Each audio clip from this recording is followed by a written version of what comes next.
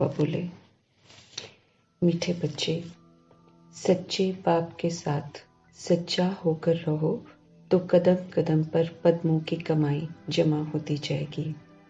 संगम युग, अगर हम भगवान के पूरे बन जाते हैं, अगर हम उनके संसार में रहते हैं, उनको अपना संसार बना लेते हैं, तो मतलब उनकी श्रीमत पर चलते हैं। उनकी श्रीमत पर चलना मतलब हर कदम अगर मेरा श्रीमत के प्रमाण उठता है, आत्मिक स्थिति में उठता है, आत्मिक भावना से उठता है, तो पद्मों की कमाई है। क्योंकि जब हम आत्मिक भाव में होते हैं, जब हम आत्मिक स्थिति में होते हैं, तो हम कल्याणकारी कर्तव्य करते हैं। क्योंकि जब हम आत्मिक भाव और आत्मिक स्मृति में रहते हैं, तो हम परमात्मा से कनेक्टेड रहते हैं। इसलिए परमात्मा का कनेक्शन फिर हमारे हर कदम को सही दिशा में लेकर जाता है, जिसकी वजह से हमारे कदम कदम में पद्मों की कमाई जो होती है वो जमा होती जाती है। तो हमें चेक करते रहना है सारा दिन हम कितना सच्चे बाप के साथ सच्चा होकर चलते हैं। सच्चा बाप कहता है अपने को आत्मा समझो। तो हम चेक करेंगे कि सारा दिन हम कितना अपने आप को आत्मा समझकर चलते हैं। आत्मिक भावना, कल्याणकारी भावना से चलते हैं। अगर हम चलते हैं सत्य परमात्मा की श्रीमत पर और सत्य बोलते हैं कि मैं एक आत्मा हूँ, और आत्मा के सिर्फ बोलती नहीं हूँ, लेकिन भगवान जो कहते हैं आत्मा बोलना मतलब उसको समाना और फिर उसका स्वरूप बनकर पाठ बजाना, तो इस चीज को हम चेक करेंगे। अगर हम इसी चीज में सत्य हैं, भगवान के साथ सच्चे होकर चल रहे हैं, तो फिर तो कहीं कोई गलती होगी नहीं। और फिर हमारी कमाई जो है 21 जन्मों की कमाई, 2500 वर्ष की कमाई हम जमा करते हैं। अभी ये जो वर्तमान जीवन मेरा चल रहा है, एक जन्म संगम युग का अनमोल जन्म है। इसमें जो हम आत्माएं श्रीमत पर चलकर कमाई कर रहे हैं, इसकी जो अनुभूति है, वो अनुभूति फिर कभी और कहीं किसी युग में नहीं होती है। और यही जो अनुभूति है अनमोल है, क्योंकि परमात्मा के साथ हम पाठ बजाते हैं। इधर श्रीमत मानो, उधर परमात्मा से अतीन्द्रिय सुख का अनुभव करो। जो आत्मा को सुकून चाहिए, जो चाहत चाहिए, जिसके लिए वो इधर उधर भटकती है, देहधारियों के पीछे घूमती है, वो सारी की सारी चाहना जो है वो परमपिता परमात्मा पूरी कर देते हैं। संगम युग में भरपूर कर देते हैं आत्मा को हर चीज से, ताकि उसे दर दर भटकना ना पड़े। तो 2500 वर्ष फिर उसकी प्रारब्ध में वो कहीं भी भटकती नहीं है, सदा भरपूर रहती है। उसके बाद भी धीरे धीरे गिरावट आती है, कलयुग के अंत में ज्यादा परेशानियां होती हैं, लेकिन उससे पहले तो वो बिल्कुल अच्छा पाठ बजाती है, सुखी रहती है। तो हमें सच्चे बाप के साथ सच्चा होकर रहना है। आत्मा वो बोल रहे हैं तो आत्मा समझ कर ही पाठ बजाना है। अगर देह समझते हैं तो फिर हम झूठे हैं, फिर हम झूठे होकर उनके साथ चलते हैं, तो फिर हमारे कदमों में पद्मों की कमाई जमा नहीं होती है। वो तो बस यूं ही व्यर्थ जा रहा होता है। और सिर्फ ये व्यर्थ जो है वो फिर मेरे लिए सजा भी बनता है, क्योंकि मुझे भगवान से मेहनत लेने का रिटर्न भी देना पड़ेगा आगे चलकर। कि भगवान से मैंने इतना कहलवाया, वो जब मुझे सत्य बोलने को बोल रहा था तो मैं सत्य बोल ही नहीं रही थी, उनके कहे अनुसार चल ही नहीं रही थी। तो ये खाली नहीं जाता है, जो हम भगवान की अवज्ञा करते हैं, ये खाली नहीं जाता। हम रोज के रोज उसी समय सजाओं का अनुभव कर रहे होते हैं, क्योंकि भगवान ने बोला है कि सजा मिलना मतलब धारणा नहीं कर पाना, है ना। सजा मिलना मतलब खुशी नहीं होना, सजा मिलना मतलब जो चिंतन में चले जाते हैं, व्यर्थ चिंतन में, ये सारे सजाएं ही तो हमें मिलती हैं। आत्मा समझ कर नहीं चलने की, पद्मों की कमाई नहीं जमा करने की, भगवान के साथ सच्चा होकर नहीं रहने की। हम कहते हैं एक बाप दूसरा न कोई, तो हम सारे दिन में चेक कर सकते हैं। हम न जाने कितनों को अपनी बुद्धि और स्मृति में रखते हैं, चाहे वो अच्छे हों चाहे वो बुरे हमारे साथ कर रहे हों, लेकिन वो हमारे चिंतन में होते हैं। माना मैंने भगवान को सेकंड बना दिया और उन आत्माओं को प्राथमिकता दे दी जो मुझे दुख भी दे रहे हैं, या फिर जो कुछ थोड़ा बहुत अच्छा कर रहे होंगे, या फिर मोह के भान में हम जिनका चिंतन करते हैं, तो हम चेक कर सकते हैं। भगवान ने बोला है एक बाप दूसरा न कोई का फायदा निभाओ, तो मेरे को देखना है एक बाप दूसरा न कोई, तो मेरी यादों में फिर भगवान होना चाहिए ना।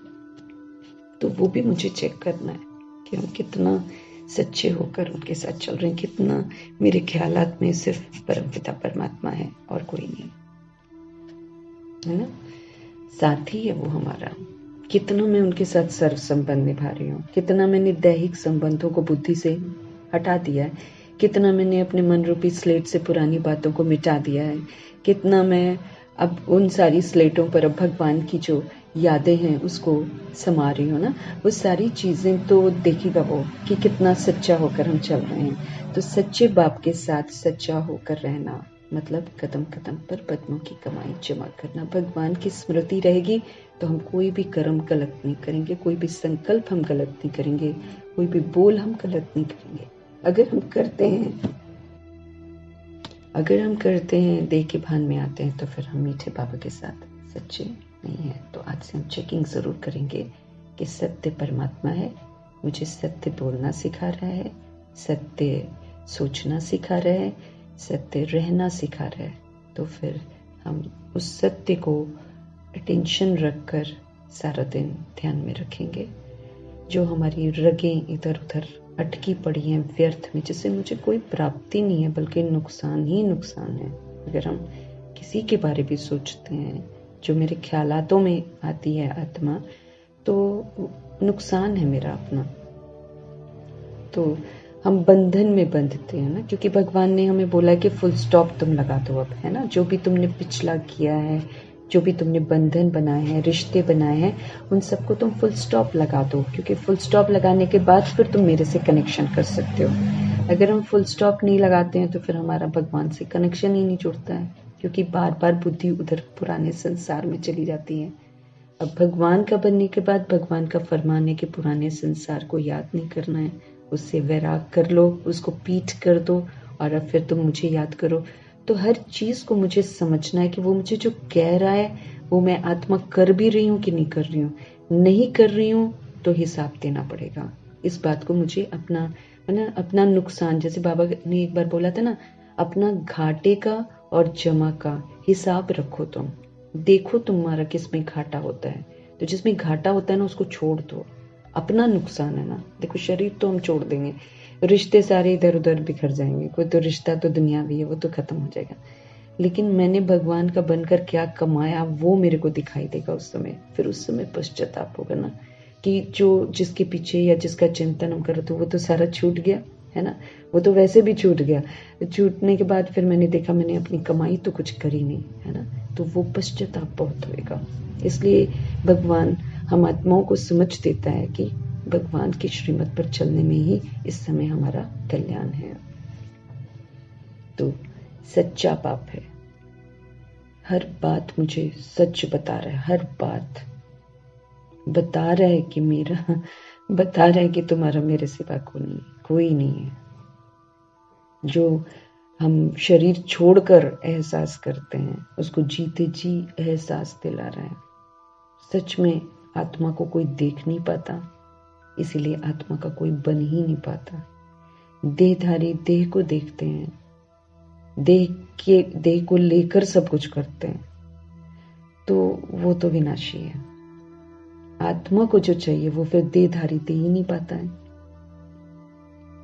आत्मा को सच्चाई चाहिए, आत्मा को रूहानी सुख चाहिए, आत्मा को रूहानी सच्चा प्यार चाहिए, आत्मा को शक्ति चाहिए, आत्मा को पवित्रता अच्छी लगती है, शांति अच्छी लगती है। पर वो अपना स्वरूप है, अपना स्वधर्म है, वो भूल जाती है और फिर दूसरों से मांगती है ना। तो वो मांगती आत्मा है, लेकिन मांगती देह के भान में है और दूसरा भी उसको देह के भान में देखता है, इसलिए उनका कनेक्शन ही नहीं होता है। आपस में कोई भी लेन देन जो करते वो कर नहीं पाते हैं उसको, इसलिए कोई भी संतुष्ट नहीं हो पाता। और अब तो दैहिक दृष्टि है ना, दैहिक दृष्टि, दैहिक वृत्ति, तो इससे तो कुछ मिलता ही नहीं है। खैर, इससे तो दुख की प्राप्ति होती है, क्योंकि देह भान में देहधारी को देखकर एक दूसरे को कोई भी संतुष्ट नहीं कर पाते हैं। तो आत्मिक सुख जो है, आत्मा को जो चाहिए वो सिर्फ परमात्मा ही दे सकते, क्योंकि परमात्मा को शरीर नहीं दिखाई देता, परमात्मा को आत्मा दिखाई देती है। आत्मा को फिर वो स्मृतियां दिलाता है, कि तुम तो स्वरूप हो उन चीजों का जिनको तुम भटक रहे हो, इधर उधर मांगते हो, तो तुम मेरे बन जाओ, मेरे बन जाओ, है ना। तो भगवान का बनने में ही हमारा कल्याण है। तो सच्चा बाप, उनके साथ मुझे सच्चा होकर रहना है, माना जो वो कह रहे हैं मुझे करना है। प्रश्न है, कौन सी प्राप्ति भगवान के सिवाय दूसरा कोई करा ही नहीं सकता है? उत्तर है, मनुष्यों को चाहना रहती है कि हमें शांति मिले, हमें सुख मिले। हर आत्मा ढूंढ रही है इसको, सच्ची शांति और सच्चा सुख ढूंढ रही है, क्योंकि वो उसका अपना स्वधर्म है जिससे वो विस्मृत हो गई है। शांति मिलती है, मुक्ति धाम में जाएंगे तो शांति मिलती है। जो मेरा अपना घर है, मेरा ओरिजिनल मूल वतन है, परम धाम है, निर्वाण धाम है, शांति धाम है, तो उस परम धाम में, उस मुक्ति धाम में, जहां आत्मा जो है सारे देह की और देह की दुनिया से मुक्त अवस्था में रहती है, यहाँ तक कि अपने शरीर से भी मुक्त अवस्था में रहती है, वहां उसको शांति मिलती है। और सुख मिलता है जीवन मुक्ति में, माना हम परिवार में रहते हैं, सबके साथ रहते हैं, जीवन में रहते हुए मुक्त अवस्था है, कोई बंधन नहीं है, वो भी जी रहा है, हम भी जी रहे हैं, कोई किसी को बांध नहीं रहा है कि ऐसे करो ऐसे करो, नहीं। हर आत्मा अपनी आत्मिक स्थिति में है, हर आत्मा स्वतंत्र है। फर्क सिर्फ इतना है कि वो शरीर में है और एक दूसरे के साथ सारे इंडिपेंडेंट है, क्योंकि न कोई किसी की देह को देखता है, न देह के बंधन में फंसता है। अगर वो संतान की उत्पत्ति भी करते हैं मना, तो संतान की उत्पत्ति में वो क्या करते हैं, ऊपर से आत्मा का आह्वान करते हैं कि आ जाओ आप जमीन पर, है ना, आप खेलो। जिसके साथ भी उसने अभी संगम युग में अपना परिवार जो बनाते हैं हम सब, तो उस परिवार के तहत वो आत्मा जो है, वो दो जने मिलकर संकल्प करते हैं ऊपर से कि आ जाओ तुम नीचे, फिर वो आत्मा नीचे आ जाती है। इस विधि से उसको बुलाकर आह्वान करके उसको मना थोड़ी सी जगह देती है जो माँ होती है, और फिर उसका शरीर जो है थोड़ा सा ग्रो करता है, और जब ग्रो करता है तो वो अपने आप मना, कोई कष्ट नहीं है, कोई मुसीबत नहीं है, कोई गंदगी नहीं है, कुछ नहीं है ना। तो आत्मा में सोल पावर जो होती है, शक्ति जो होती है, आत्मा की शक्ति, वो अपनी शक्ति से दूसरी शक्ति को बुला लेती है। सिंपल सी बात है। तो जीवन मुक्त होते हैं, गंदा काम नहीं करते हैं, इसीलिए कोई बंधन नहीं बनता है, वो भी जी रहा है, वो भी जी रहा है। इवन बच्चों की पालना जो होती है वो प्रकृति कर रही होती है, फल ही खा रहे होते हैं बच्चे। जैसे जो माँ का फीड लेते हैं वो नहीं लेते हैं वहां पर, ऐसा कोई सिस्टम ही नहीं है, प्रकृति पालना करती है सबकी। तो सारे लोग बड़े इंडिपेंडेंट होते हैं। जो माँ भी बनते हैं या माँ के रोल में जो भी आते हैं, वो बंदिशें नहीं डालते हैं बच्चों पर, बच्चे खुद ही बड़े सलीके वाले होते हैं, क्योंकि सलीका सारा यहाँ से सीख कर जाते हैं ना, संगम युग से भगवान से सीख कर जाते हैं। तो जब वो धरा पर आते तो सलीके के संस्कार यूज कर रहे होते हैं, जब उनका पाठ हो रहा है तो कोई बंदिश ही नहीं है। तो सारी कौन सी जिंदगी में जीवन मुक्त एकदम जी रहे हैं, परिवार है लेकिन मुक्त अवस्था, कोई बंदिशें नहीं है, वो भी जी रहा है, वो भी जी रहा है, सारे आत्मिक स्थिति में जी रहे हैं। देह को देखते नहीं है, देह सुंदर होती है लेकिन देखते नहीं है। सबकी देह सुंदर होती है, आकर्षित करने वाली कंचन काया, प्योर काया होती है, परंतु दृष्टि दैहिक नहीं होती है। तो मुक्ति धाम में शांति मिलती है और सुख मिलता है स्वर्ग में, 111 में, जीवन मुक्त अवस्था। तो मुक्ति और जीवन मुक्ति, इन दोनों चीजों की प्राप्ति भगवान के सिवाय दूसरा कोई करा ही नहीं सकता है, क्योंकि भगवान पुनर्जन्म रहित है, वो पुनर्जन्म में आते नहीं है, वो सदैव पवित्र हैं। तो वो हम आत्माओं को समझ देते हैं हर एक चीज की, पुनः हमें सही दिशा दिखाते हैं। वो मुक्ति धाम में सदा रहते हैं, लेकिन संगम युग पर सृष्टि रूपी ड्रामा में आते हैं, हम आत्माओं को पुनः अच्छा बनाते हैं, फिर से अशरीरी बनने की शक्तिशाली स्थिति में स्थित होने की समझ देते हैं, निराकारी, निर्विकारी, निरअहंकारी बनाते हैं। फिर जीवन मुक्ति में यानी कि सतयुग में कैसे आना है उसकी भी क्वालिफिकेशन बताकर उसकी भी विधि बताते हैं कि कैसे 16 कला संपूर्ण बनना है, परफेक्ट बनना है, कैसे अपने जो 63 जन्म के दाग हमने लगा रखे हैं देव के भान में, उसको मिटा देना है समझ से, और फिर अच्छी वाली अनादि आदि रिकॉर्डिंग फिर से करनी है। फिर से सतयुगी देव आत्मा बनना है, फिर से संपूर्ण निर्विकारी, फिर से सारे गुणों से संपन्न बनना। तो ये सारा चीज जो करने का टाइम है, ये संगम युग में भगवान ने मुझ आत्मा को दिया है। तो मुझे भगवान से सच्चा होकर इन चीजों में अपने आप को इन्वॉल्व करके रखना है, बजाय इसके कि हम पुरानी दुनिया को देखें, पुराने संसार को देखें जो कि खत्म होने वाला है। उस खत्म होने वाले को नहीं देखकर जो आने वाला है उसकी तैयारी करने के लिए भगवान हम आत्मा को कह रहे हैं। तो मुझे आत्मा को देखना है कि भगवान के सिवाय मुझ आत्मा को ये दोनों प्राप्तियां कराने वाला कोई नहीं है, और अभी ही वो करवा रहा है। वो भी अभी थोड़ा सा समय जो बाकी रह गया पुरुषार्थ का, उसी के अंदर अंदर जो जितना पूरा तीव्र पुरुषार्थ से कर सकता है वो कर सकता है। इसके बाद तो टाइम ही नहीं है, ओवर, मतलब मुरली खत्म, टाइम खत्म। तुम बच्चों को अब ऐसी भटकती हुई आत्माओं पर तरस आना चाहिए। पहले तो हमें ये देखना है कि हमने भटकना छोड़ दिया है कि नहीं। उसके बाद फिर दूसरी जो भटक रही हैं आत्माएं, सुख शांति के लिए इधर उधर भाग रही हैं, कभी उसको गुरु बना रही हैं, कभी मंदिरों में जा रही है, कभी 4 धाम की यात्रा कर रही हैं, कभी कुछ कर रही हैं। तरस आना चाहिए। भगवान कहते हैं बेचारे रास्ता ढूंढ रहे हैं, भटक रहे हैं, उन्हें रास्ता दिखाना है, युक्ति से दिखाना है, संदेश देना है। ये हम आत्माओं का फर्ज है। गीत है इंसाफ की डगर पर। ओम शांति।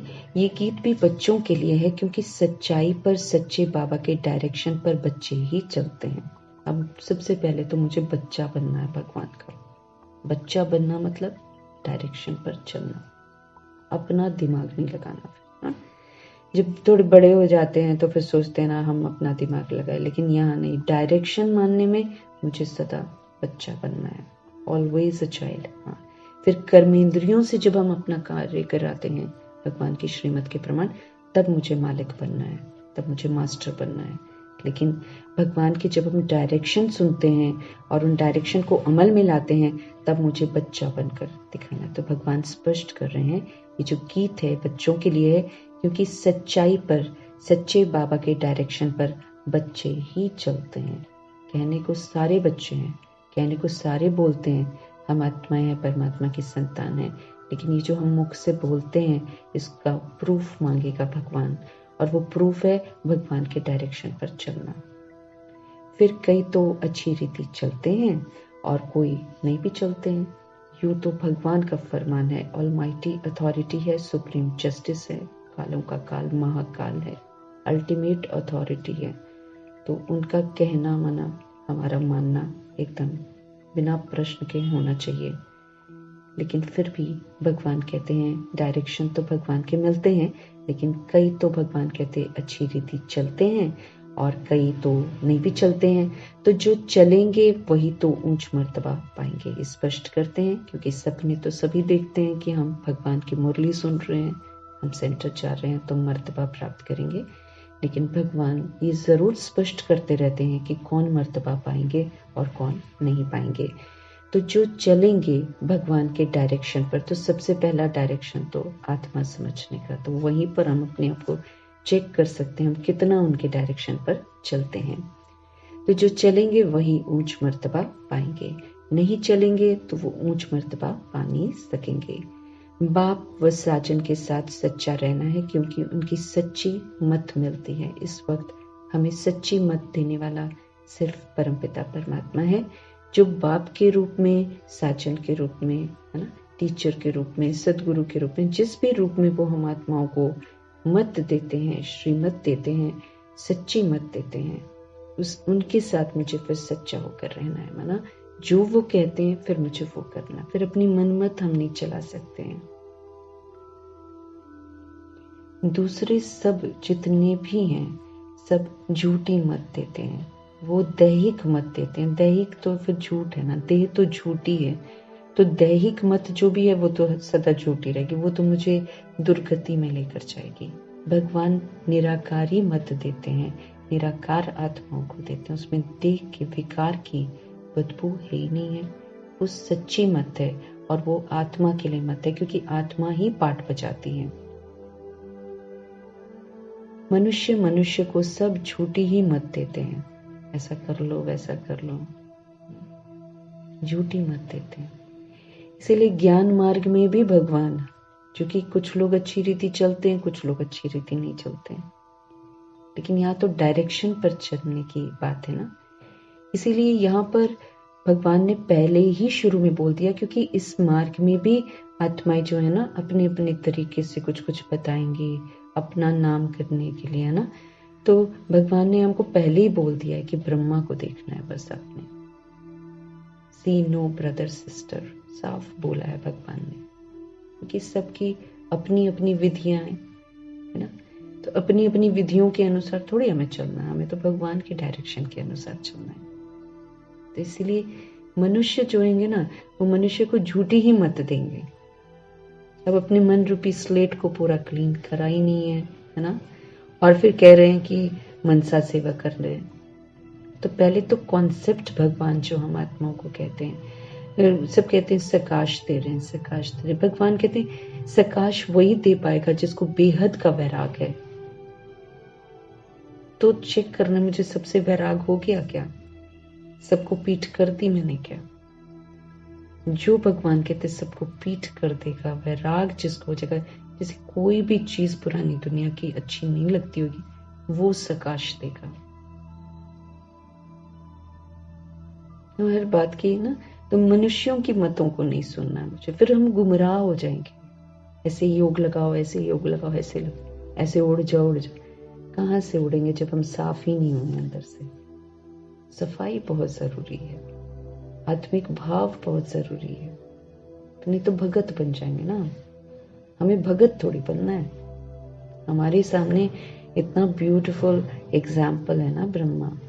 तो भगवान कहते कर्मा में ब्रह्मा को देखो, एक्यूरेसी है उनमें पूरी की पूरी, परफेक्ट है, परफेक्ट मर्जीवा आत्मा है वो। तो जो मर्जीवा है, जो भगवान के साथ सच्चा होकर चल रहा है, उनको देखेंगे ना हम। तो मनुष्य जो है, मनुष्य को सब झूठी मत देते हैं। उनके चक्कर में आकर हमें उल्टा सीधा योग नहीं सीखना है। योग तो निरंतर प्यार भरा कनेक्शन है भगवान के साथ, वो कोई कॉम्प्लिकेटेड चीज नहीं है। मेरे को समझ में आ जाता है ना, मेरा परमात्मा के सिवाय कोई नहीं है। परमात्मा मेरे लिए क्या कर रहा है, क्या नहीं कर रहा, वो जो अंदरूनी जागृति आ जाती है, और उस जागृति के तहत जो मेरा भगवान के साथ कनेक्शन होता है, उसको योग कहते हैं। तो उसके लिए कॉम्प्लिकेशन तो है नहीं है, उसके लिए सच की रियलाइजेशन है, सच का संबंध है। तो गाया हुआ है, झूठी माया झूठी काया झूठा सब संसार। इस वक्त झूठा संसार है, देह के भान में सबसे पहले तो जी रहा है। तो सबसे पहला झूठ तो यहीं से शुरुआत हो जाती है। देह समझना झूठ है, क्योंकि देह विनाशी है, देह परिवर्तनशील है, और ये सदा कायम नहीं रहती है, इसीलिए झूठी काया है। और जो ये आडंबर है कलयुग का, जो दिखावा है, जो मायावी है, जो इतना भबका दिखाता है, खाली लाइटों वाइटों का भबका दिखाता है, अंदर खोखला है, तो झूठी माया है, झूठी काया है, और झूठा संसार है, क्योंकि सब के सब देह समझकर जी रहे हैं, इसलिए सब झूठ ही झूठ है। यहाँ तो झूठ ही झूठ है, भगवान कहते हैं। सचखंड में झूठ होता नहीं है, क्योंकि वहां आत्मा समझकर पाठ बजाते हैं। सबसे पहले शुरुआत ही सच्चाई की है कि खुद को आत्मा समझकर पाठ बजाते हैं। जिस सचखंड के लिए तुम पुरुषार्थ कर रहे हो, अभी हम पुरुषार्थ कर रहे हैं उस सचखंड में जाने के लिए, तो पुरुषार्थ में सबसे पहले तो मुझे इसी रूप में स्थित होना है कि मैं एक आत्मा हूँ, और फिर मुझे अपने 7 गुणों को यूज करना है, मुझे 36 गुणों को, माना अनादि आदि दर्शन करके अनादि आदि में जीना, मतलब सचखंड के लिए तैयार होना। नहीं तो सचखंड में जा ही नहीं सकते हैं, तो ना सारा ध्यान तो मेरी तैयारी पर रहना चाहिए ना। तो तैयारी तभी होगी जब पुराने से दिमाग हट जाएगा, बिल्कुल तब कर सकते हैं तैयारी। पुराना संसार, पुराने संस्कार से बिल्कुल वैराग,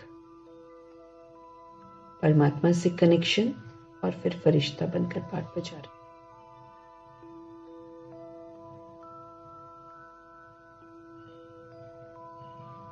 तो सचखंड के लिए भगवान हम आत्मा से पुरुषार्थ करा रहे हैं, उनके डायरेक्शन ही पुरुषार्थ है। कल्याणकारी हैं, उनका कोई भी डायरेक्शन ऐसा नहीं है जो अकल्याणकारी हो। तो बच्चों को बाप से बहुत सच्चा बनना है। उम्मीद करता है वो कि मेरे बच्चे मेरे से सच्चे बने। हम अगर उनसे सच्चा, बड़ा दुख पाएंगे हम आगे चल के। फिर भी बेहद का बाप है वो, सारी आत्माओं का बाप है वो। सारी आत्माओं को सुकून देने आया है, सारी आत्माओं को गंदगी से निकालने आया है, सारी आत्माओं को दुखों से लिबरेट करने आया है, सारी आत्माओं को इस झूठ खंड से निकालने के लिए आया है, कलयुग से निकालने के लिए आया हुआ है।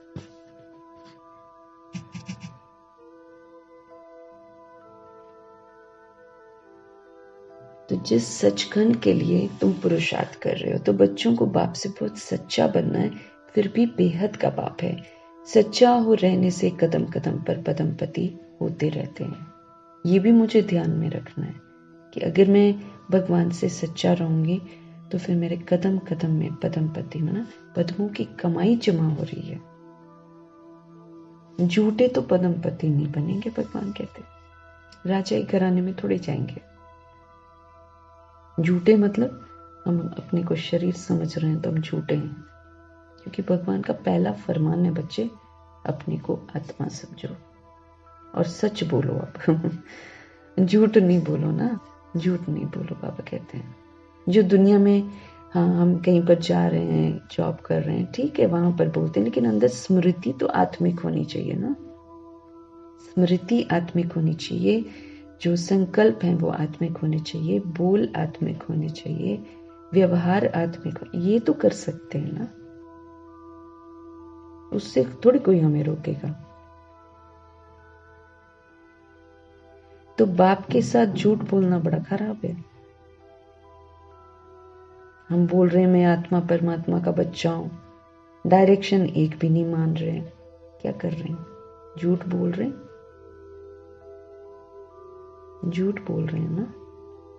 तो बाप के साथ झूठ बोलना तो बहुत बुरी बात है, क्योंकि वो तो सच्चा है ना।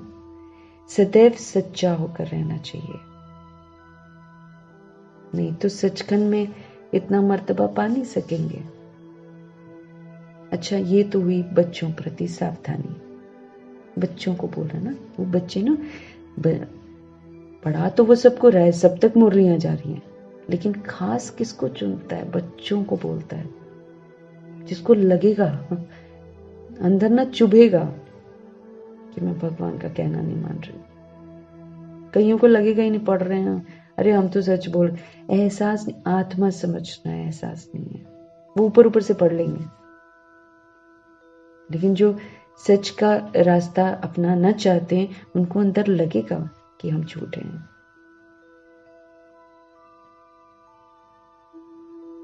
ना। देखो, कहने को तो सभा में सारे बच्चे बैठे हुए थे, खाने के लिए सभा में सारे, मतलब वो जो बैठे थे सुबह, सारे लोग खाने के लिए, ब्रेकफास्ट के लिए बैठे थे। दादी जानकी को ही सबके बीच में बोला उन्होंने, बाबा ने, आपने सेवा करी है जो खाने बैठ गए। क्योंकि उनको होवनहार वो आत्मा अष्टरत्न दिखाई दे रही थी। उनको मालूम था ये मेरा बच्चा है, तो बच्चे को बोला सारी भीड़ के बीच में।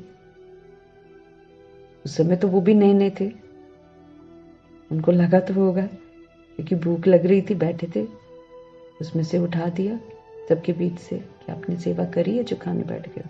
बाकियों को नहीं बोला बाबा ने। तो इसी तरीके से जब वो मुरली भी चलाते हैं भगवान, तो कई एक बार आप नोटिस करेंगे अव्यक्त बाप दादा भी उन्हीं बच्चों को संबोधित कर रहे होते जो उनका कहना मान रहे होते हैं, और कहीं कहीं कमियां होती हैं तो उसको करेक्ट कर रहे होते हैं। बच्चों को देखते हैं, सारे बच्चे नहीं बनते हैं, इसलिए तो मातेले भी हैं, सौतेले भी हैं, सपूत भी हैं, कपूत भी हैं, लेफ्ट हैंड भी हैं, राइट हैंड भी हैं।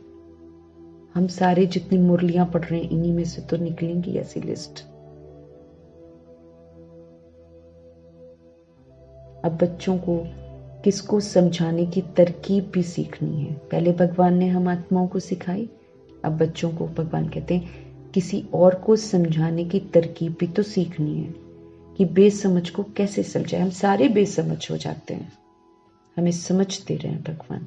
ऐसे ही अन्य आत्माएं भी बेसमझ हैं, उनको समझाने की युक्ति बता रहे हैं।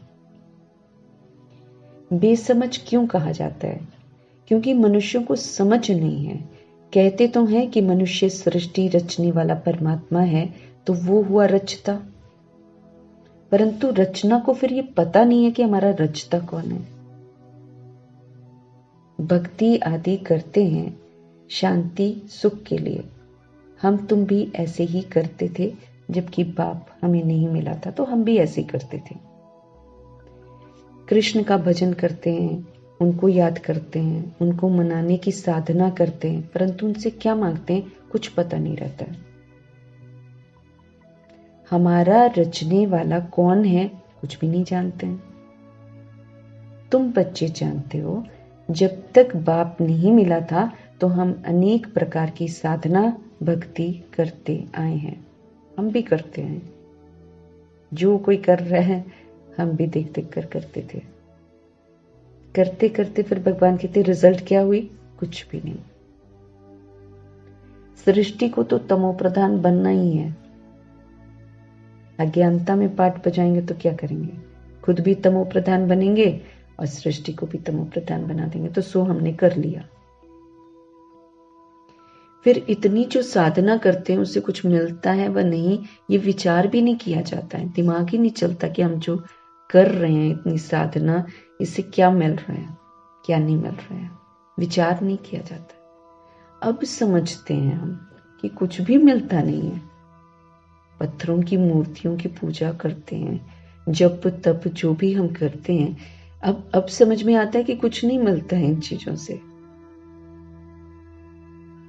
हमको चाहिए क्या ये भी कोई की बुद्धि में नहीं है। कर रहे हैं बस, दुनिया कर रही है हम भी कर रहे हैं, देख देख कर रहे हैं। मिलता कुछ भी नहीं है। हमको चाहिए क्या ये भी कोई की बुद्धि में नहीं है। सन्यासी कहेंगे निर्वाण धाम में जाने के लिए हम साधना करते हैं, परंतु वह तो जिसको रास्ता पता हो, होकर आया हो, तब तो रास्ता बता सके, और कोई को रास्ता बता नहीं सकते। कहेंगे कि निर्वाण धाम में जाना है। निर्वाण धाम होता क्या है, कहां पर है, कैसे जाना है, इसकी कोई जानकारी नहीं है। जो आते हैं उन्हों को पुनर्जन्म तो लेना। जो आत्मा ऊपर से नीचे आई है वो फिर ड्रामा में अटक जाती है, वो फिर वापस नहीं जा पाती है। एक शरीर छोड़ दूसरा लेती है, फिर दूसरा छोड़, इसी सिलसिले में लग जाती है। अंत तक पुनर्जन्म तो लेते ही आना है। जब तक एंड ना हो जाए, जब तक भगवान लेकर ना होने जाए, तब तक तो ये चीज होती रहती है। पुनर्जन्म में हम आते रहते हैं। जब तक सृष्टि का विनाश हो व सृष्टि रूपी झाड़ जड़ जड़ीभूत हो, तब तक तो सबको यहीं पर रहना है। भगवान कहते जा नहीं सकता कोई भी ना, क्योंकि किसी को रास्ता ही नहीं मालूम है। और जैसे जैसे हम शरीर लेते हैं छोड़ते हैं, आत्मा की शक्ति तो बिल्कुल खत्म होती चली जाती है और वो बिल्कुल विस्मृत होती चली जाती है अपने से। तो सृष्टि रूपी जो ये पेड़ है जिसमें आत्माएं आ आके अपना पाठ बजाती हैं, ये पेड़ बिल्कुल जड़ जड़ीभूत हो जाता है, क्योंकि पवित्रता जो फाउंडेशन है वो बिल्कुल खत्म हो जाता है। तो खत्म होने तक सारी आत्माएं यहीं पर रहती हैं, इसलिए भीड़ बढ़ती जाती है। पॉपुलेशन भी जो बढ़ रही है, ये भी युक्ति से हम दूसरों को बता सकते हैं ना, कि अगर आत्माएं मर जाती हैं या फिर कोई मर जाता है, या कोई पॉपुलेशन जो आप सोच रहे हो कि लाख मर गए हैं तो पॉपुलेशन घट गई है, तो फिर उनसे पूछना चाहिए कि फिर आबादी क्यों बढ़ रही है। घटनी चाहिए ना। अगर कहीं पर लाख मर गए हैं तो लाख घटनी चाहिए ना, पर घटते तो नहीं है और बढ़ते जा रहे हैं। तो इससे प्रूव कर सकते हैं ना कि जो शरीर छोड़ती है वो दोबारा शरीर ले रही है। मनुष्य कईयों के लिए समझते हैं फलाना ज्योति ज्योत समा गया है ना, गुरुओं के लिए कह देते हैं कि वो ज्योति ज्योत समा गए। वो वैकुंठ, कोई मर जाता है पाप कर्म कर रहा होता है तब भी कहेंगे वैकुंठवासी हुआ, स्वर्ग पधारा। अब वास्तव में स्वर्ग में तो पधारा कोई नहीं है। अब भगवान तो कहते हैं कि स्वर्ग में जाने का कितने कायदे हैं, कितने कायदे हैं, कितनी क्वालिफिकेशन है। अब वास्तव में स्वर्ग में तो कोई पधारा नहीं है। बाबा कहते हैं स्वर्ग कहाँ होता है, निर्वाण धाम कहाँ होता है, वहां क्या होता है, वहां जाकर फिर आना कब होता है, कुछ भी नहीं जानते हैं।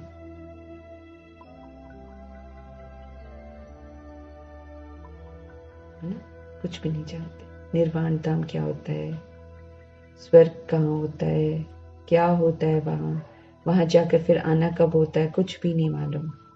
सिर्फ दंत कथाएं सुनते हैं, दंत कथाएं सुनाते हैं। तुम सब कुछ जानते हो नंबरवार पुरुषार्थ अनुसार। हम आत्माएं भी जो भगवान से पढ़ रहे हैं, हम भी नंबरवार पुरुषार्थ अनुसार जानते हैं। एग्जैक्टली थोड़ी सब जानते हैं। कितना पुरुषार्थ करते हैं, कितना भगवान का कहना मानते हैं, उतना बुद्धि का ताला खुलता चला जाता है। कोई भी आए तो उनसे पूछना चाहिए तुम क्या चाहते हो। अगर कोई आता है आपके पास, है ना, तो उनसे पूछना है आप क्या चाहते हो। गुरु करते हो तो दिल में चाहना क्या है। वास्तव में उनकी चाहना को तुम ब्राह्मण ब्राह्मणियां जानते हो, क्योंकि हमें भगवान ने समझ दी है सब सच्ची सुख और शांति के लिए भटक रहे हैं। आत्मिक सुख चाहिए सबको, क्योंकि वो किसी से नहीं मिला, उसे किसी से नहीं मिलता है।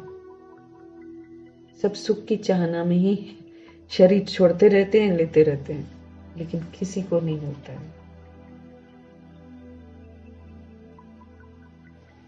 यहाँ कुछ अच्छा नहीं लगता है तो उनसे छुटकारा पाने की साधना करते हैं। जब दुखी होते हैं तो फिर सोचते हैं यहाँ से मुक्त हो जाए तो अच्छा है, तो फिर साधना करते हैं।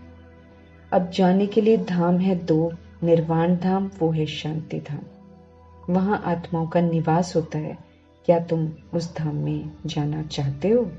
जो आते हैं ना उनसे पूछ सकते हैं क्या आप उस धाम में जाना चाहते हो? तुम बच्चों को तरस पड़ना चाहिए, बेचारे भटकते रहते हैं, रास्ते को कोई जानते ही नहीं है। गाइड तो सिर्फ एक निराकार परमपिता परमात्मा है। वो सभी को दुखों से छुड़ाकर सुख धाम में ले जाने वाला है।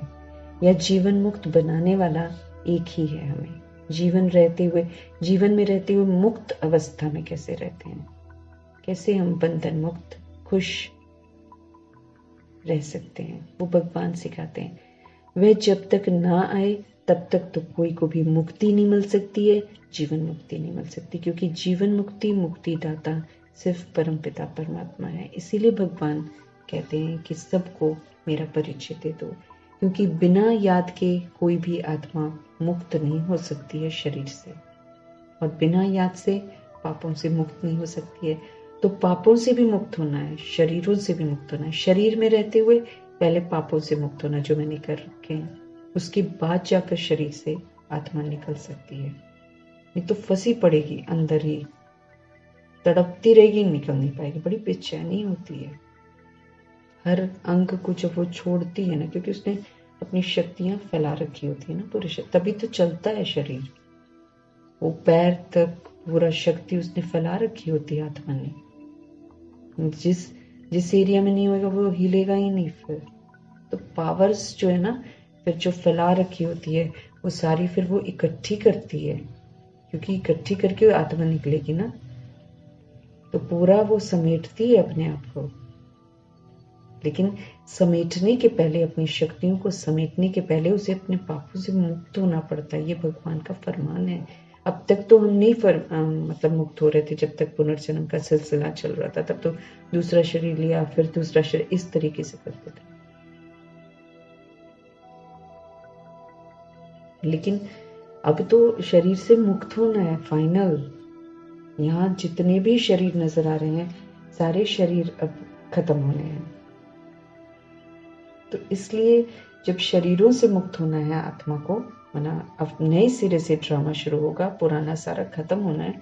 तो भगवान का फरमान है कि शरीर में रहते हुए ही तुमने जो पाप कर्म करे हैं उससे स्वयं को अब मुक्त करो।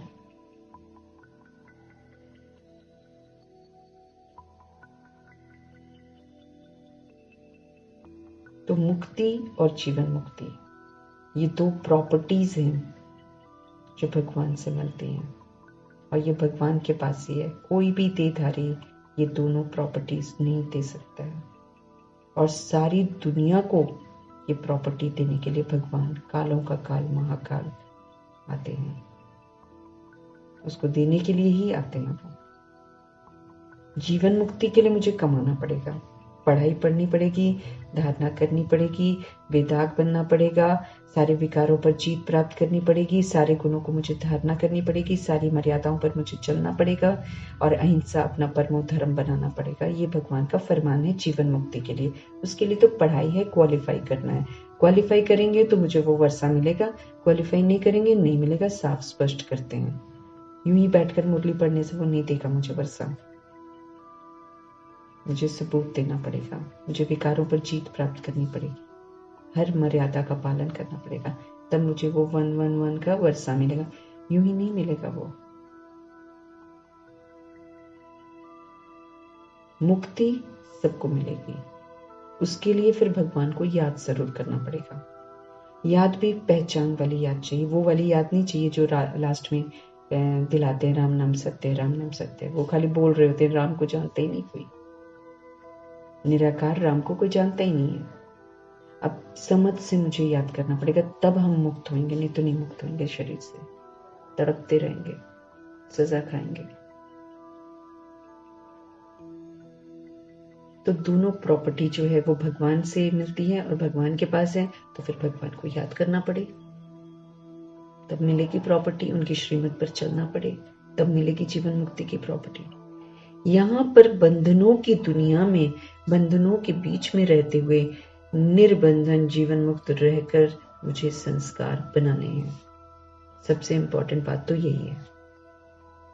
ये जो हम बोल देते ना, ऐसे कैसे होगा, वैसे कैसे होगा, ये जो खिंचाव है, ये जो तनाव है परिवार के बीच में जो हो जाता है,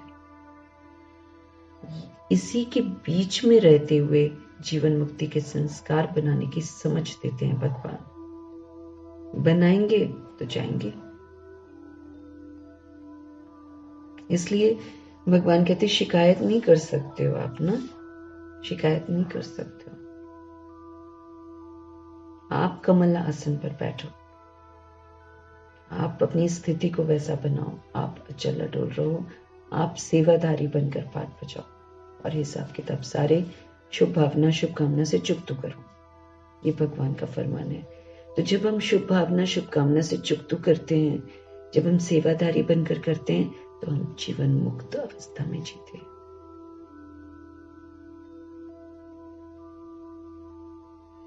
अच्छा अनुभव करते हैं, फिर बंधन अनुभव नहीं करते।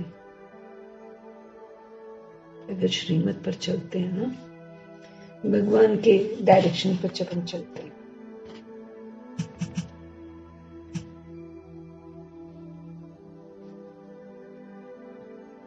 भगवान के जब हम डायरेक्शन पर चलते हैं, तो हम जीवन मुक्त अवस्था में रहते हैं। भगवान का डायरेक्शन यही है, आत्मा समझो, सेवाधारी समझो, ट्रस्टी समझो, और सेवा करके हिसाब चुकतू कर दो।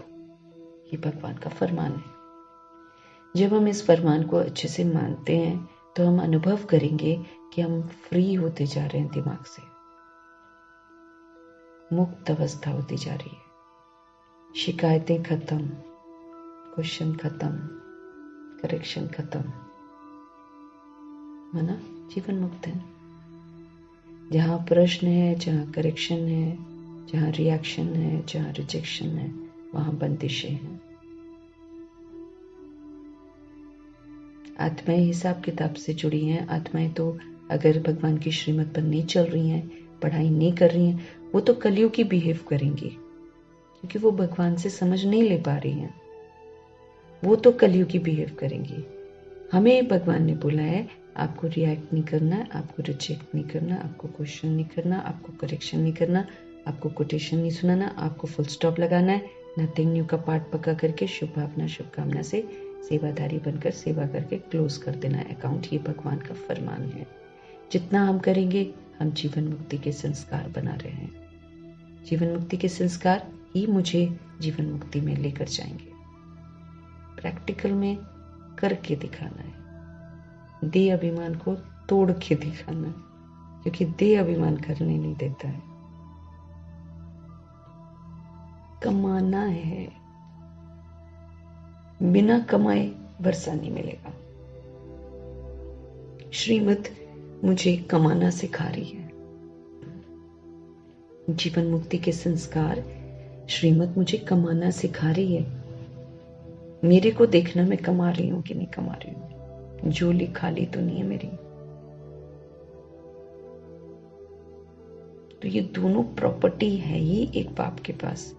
जब तक भगवान भक्तों के पास न आए तो वो चीज मिल नहीं सकती है ना। स्वर्ग में सुख भी है, स्वर्ग में शांति भी है। शांति क्यों कहा जाता है? क्योंकि वहां लड़ाई झगड़ा नहीं होता, देह का भान ही नहीं है, इसलिए लड़ते झगड़ते नहीं है। वो भी संपन्न, वो भी संपन्न, संतुष्ट। देवता दूसरों को देखते ही नहीं है। ये तो हम असुर जब बन जाते हैं ना, तब हम दूसरों की झोलियों को देखते हैं। उसके पास ये है, उसके पास ये है, असुर बन जाते हैं हम। देवता थोड़ी देखते हैं, देवता तो संपन्न होते हैं। वो तो उल्टा ऐसे होते हैं कि अपने पास से दे देते हैं, दूसरों का तो देखते नहीं है। बांटने की फितरत रहती है उनकी।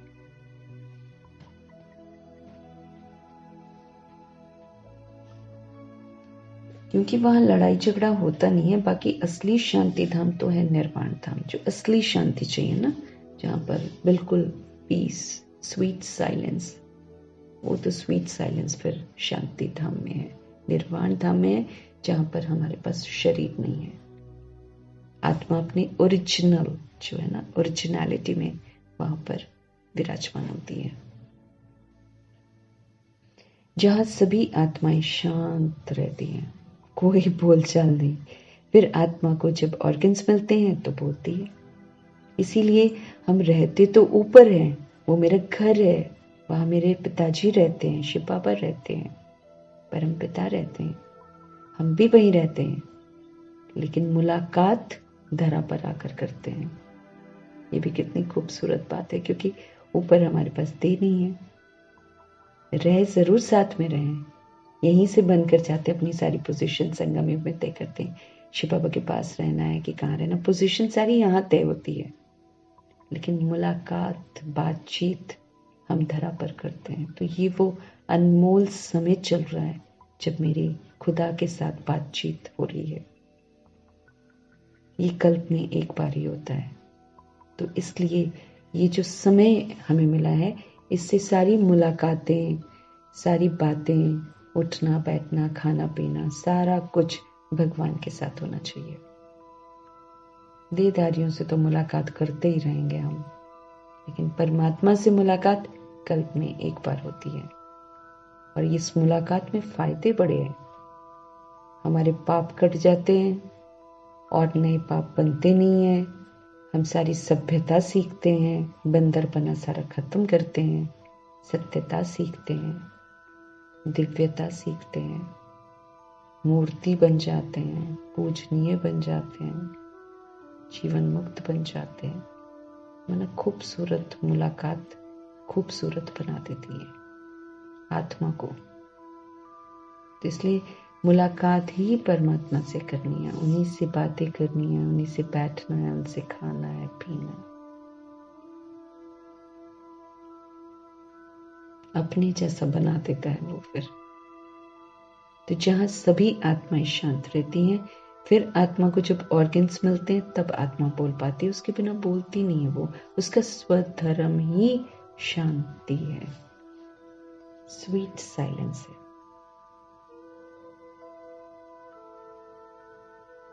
तो वहां सुख शांति दोनों ही है। सुख होता है संपत्ति से, तो वहां सतयुग में तो संपत्ति बहुत है। यहां संपत्ति नहीं है तो मनुष्य बेचारे रोटी टुक्कड़ भी मुश्किल खा सकते हैं, है ना। बहुत सारी आत्माएं ऐसी हैं। जानवर भी देखो कूड़ा खा रहे, गाय कूड़ा खा रही है, तो दूध क्या मिलेगा? कूड़े वाला ही मिलेगा ना। भगवान ने यानी शास्त्रों में लिखा हुआ है ना, गाय कूड़ा खा रही है, मना अंतिम समय आ गया है, कलयुग रौरव नरक है। यूं बोलेंगे गाय माता खिला कूड़ा ही रहे हैं उसे, छोड़ देते हैं। उनके गले में वो पट्टे बांधे हुए होते हैं, नंबर बांधे होते हैं, तो डेफिनेटली कोई ना कोई ग्रुप मतलब वो रखे हुए हैं ना, वो लोग ने दूध बेचने के लिए गायें रखी हुई है ना दूध के लिए। खा क्या रही है? कूड़ा। ऐसे ही बहुत सारे जो गरीब हैं वो कूड़े में से उठा के खा रहे हैं। बड़ा दयनीय लगता है।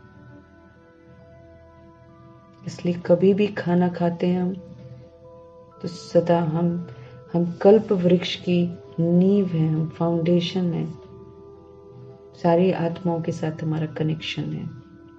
इसलिए भोजन करने से पहले जरूर भोजन उन आत्माओं के नाम जरूर करना है जो भूखे हैं, और ये दुआ जरूर करनी है कि कोई भी कूड़े करकट से उठाकर खाना ना खाए।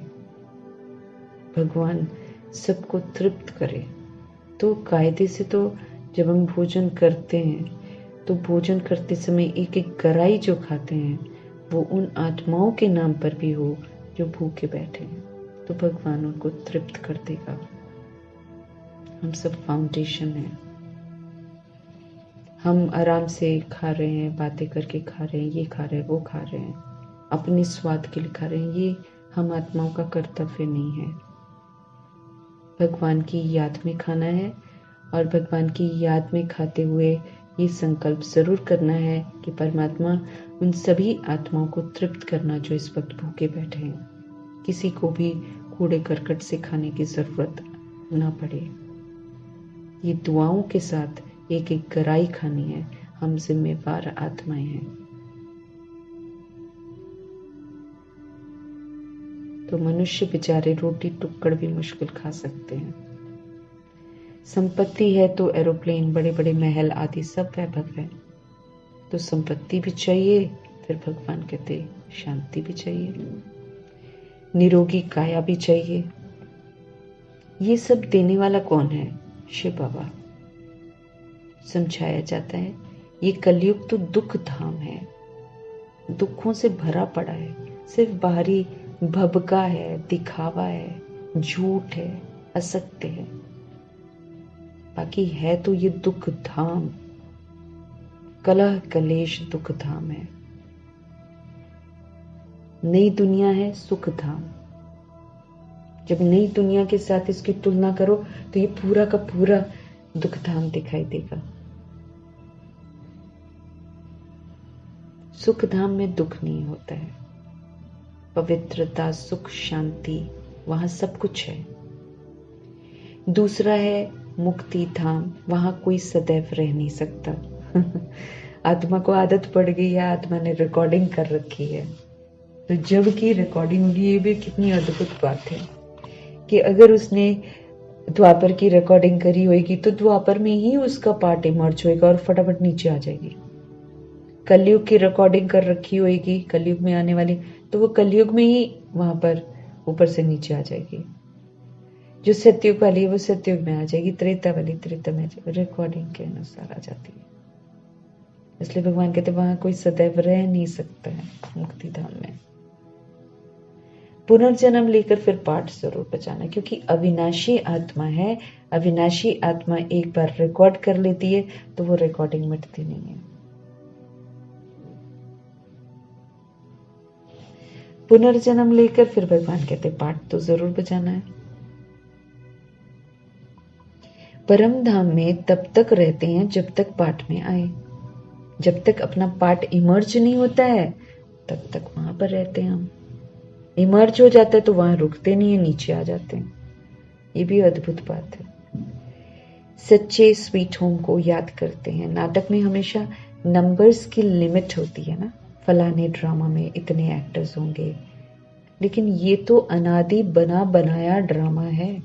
अनादि आत्मा ने ड्रामा खुद बनाया तो बना बनाया हो गया ये। लेकिन यही है कि हम भूल जाते हैं,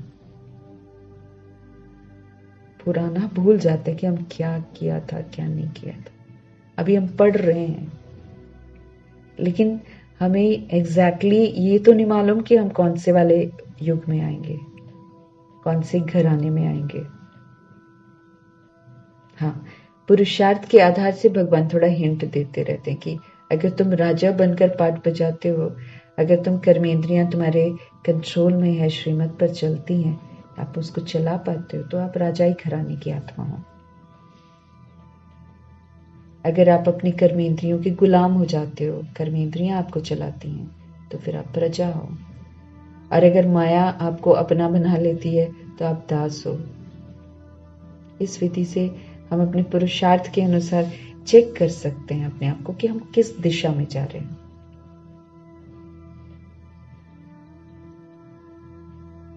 तो ये अनादि बना बनाया ड्रामा है। लिमिटेड नंबर है। भारत में 33 करोड़ देवताओं की लिमिट है।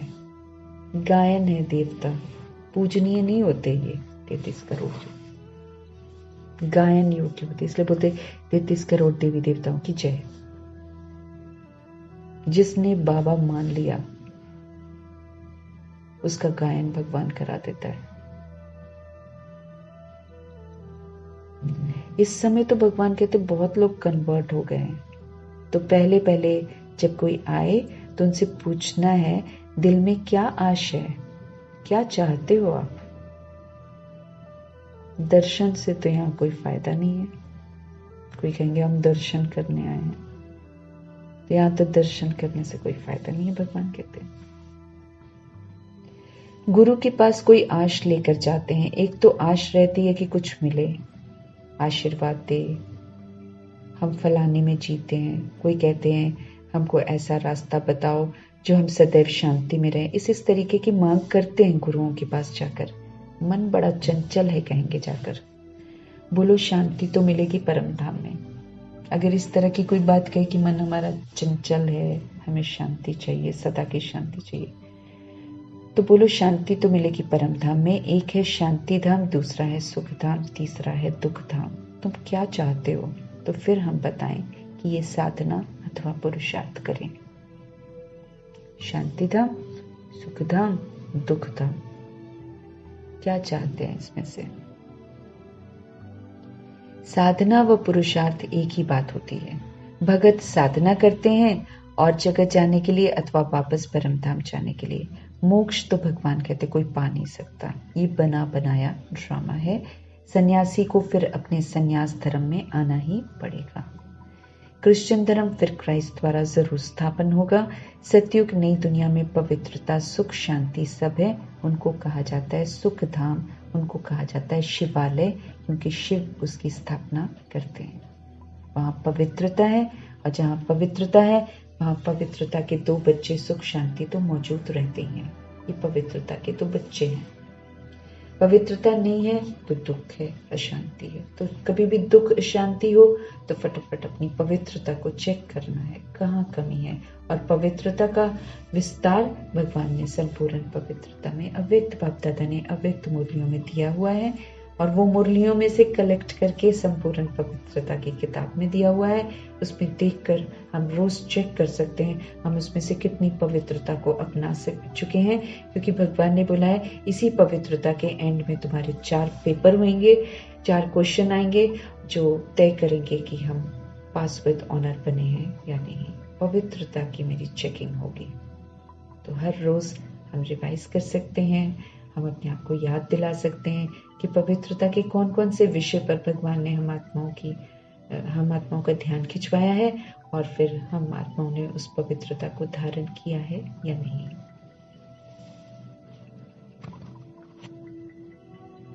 ये दुनिया तो भगवान कहते वैश्यालय है ना। सब विकार में जाते हैं तो क्या हो गया, वैश्यालय ही हो गया ना। सब वैश्या ही हो गए, सब उल्टे काम कर रहे हैं। तुम क्या चाहते हो, भगवान कहते हैं। जैसे कोई आता है ना, शांति चाहते हो, वो तो शांति धाम में मिलेगी। बताना है ना, जो जो भगवान कहते हैं वो बताना है। वो भी तब तक जब तक सुखधाम वालों का अर्थात देवी देवताओं का पाठ है। शांति धाम में मिलेगी, वो भी भगवान कहते तब तक जब तक सुखधाम वालों का अर्थात देवी देवताओं का यहाँ पर पाठ चल रहा है, तब तक शांति वहां पर आप रह सकते हो। जब देवी देवताओं का पाठ खत्म हो जाएगा तो फिर सबको पाठ में आना है, ये भी बता देना है उनको कि सदा आप वहां नहीं रह सकते हो, फिर आपको ड्रामा में भी आना होता है, तो ये भी बताना होता है। वो भी तब तक जब तक सुखधाम वालों का अर्थात देवी देवताओं का पाठ है, फिर तो नंबरवार सबको पाठ में आना पड़ेगा। तुम भी पुरुषार्थ करेंगे तो वैकुंठ में जाएंगे, उनको भी बताना। आप भी अगर वैकुंठ में जाना चाहते हो ना, तो आप पुरुषार्थ करो, आप भी चले जाओगे। भारत वैकुंठ था, वो भीति देनी चाहिए, मतलब बताना चाहिए कि भारत कभी वैकुंठ था। तो बिना कुछ फायदे के ना कई लोग करते नहीं है कुछ ना, तो अगर पुरुषार्थ करना है तो फिर उनको बताना भी है ना कि पुरुषार्थ करेंगे तो वैकुंठ में जाएंगे, भारत कभी वैकुंठ था, ये उनको बताना है। वर्षा बाप से ही मिलता है, वही आकर बच्चों को अपनी पहचान देते हैं।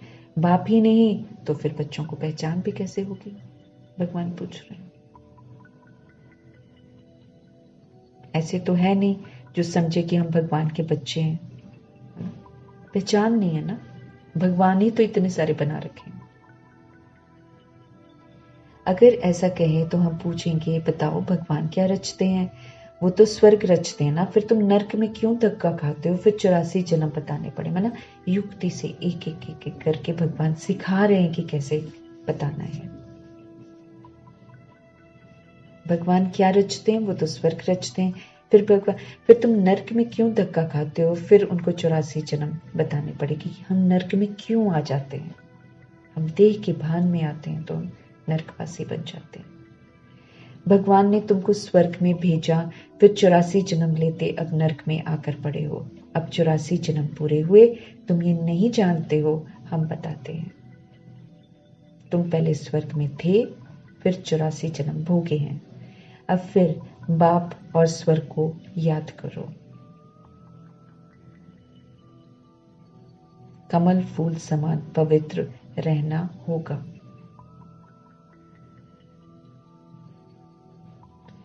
सन्यासियों को भी समझाना है, तुम्हारा हठ योग है।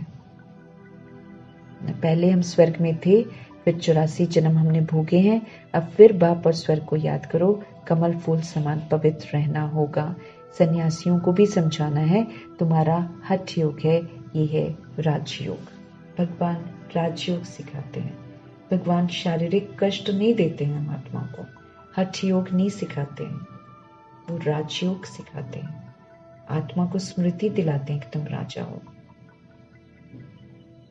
राजा बन के इसको हैंडल करो। और फिर कैसे? योग लगा लो मेरे से, तो पावर मिलेगी, फिर पावर के साथ शक्तिशाली स्थिति में स्थित होकर राजा बनकर पाठ बजाओ।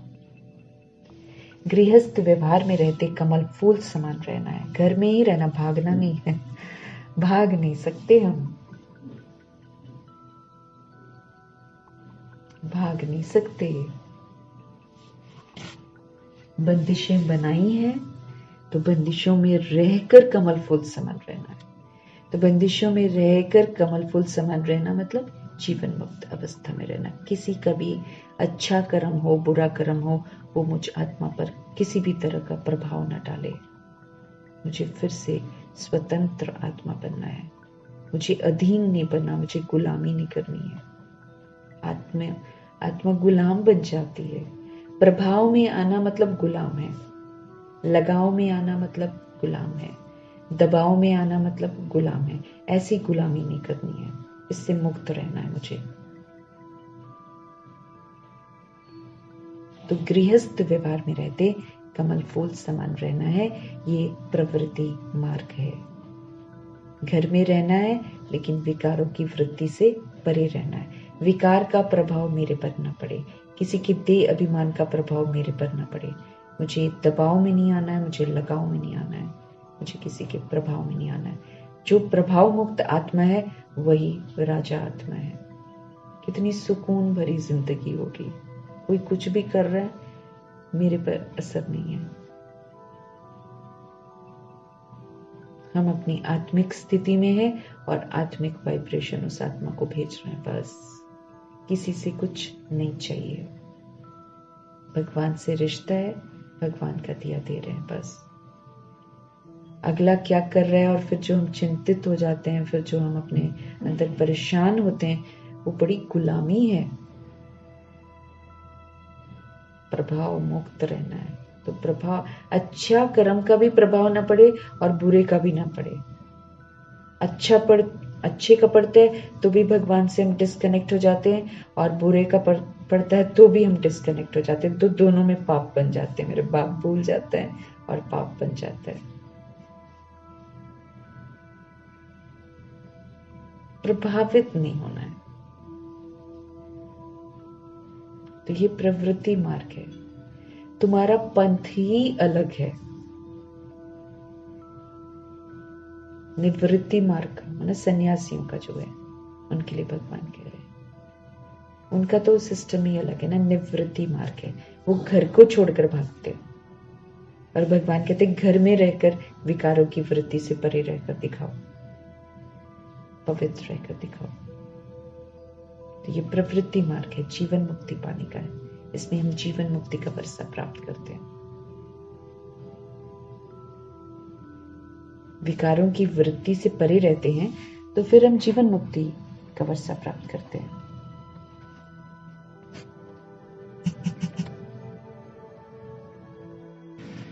तो भगवान कह रहे हैं कि कमल फूल समान पवित्र रहना होगा, है ना। सन्यासियों को भी समझाना है कि तुम्हारा तो हठ योग है, ये तो राजयोग है। गृहस्थ व्यवहार में रहते कमल फूल समान रहना है, ये प्रवृत्ति मार्ग है। तुम्हारा पंथ अलग है, मैंने सन्यासियों को बोल रहे हैं। निवृत्ति मार्ग है, वो घर द्वार छोड़ देते हैं। लेकिन हमें क्या करना है? विकारों की वृत्ति से परे रहना है, घर के अंदर ही रहना है, जीवन मुक्ति पानी है ना।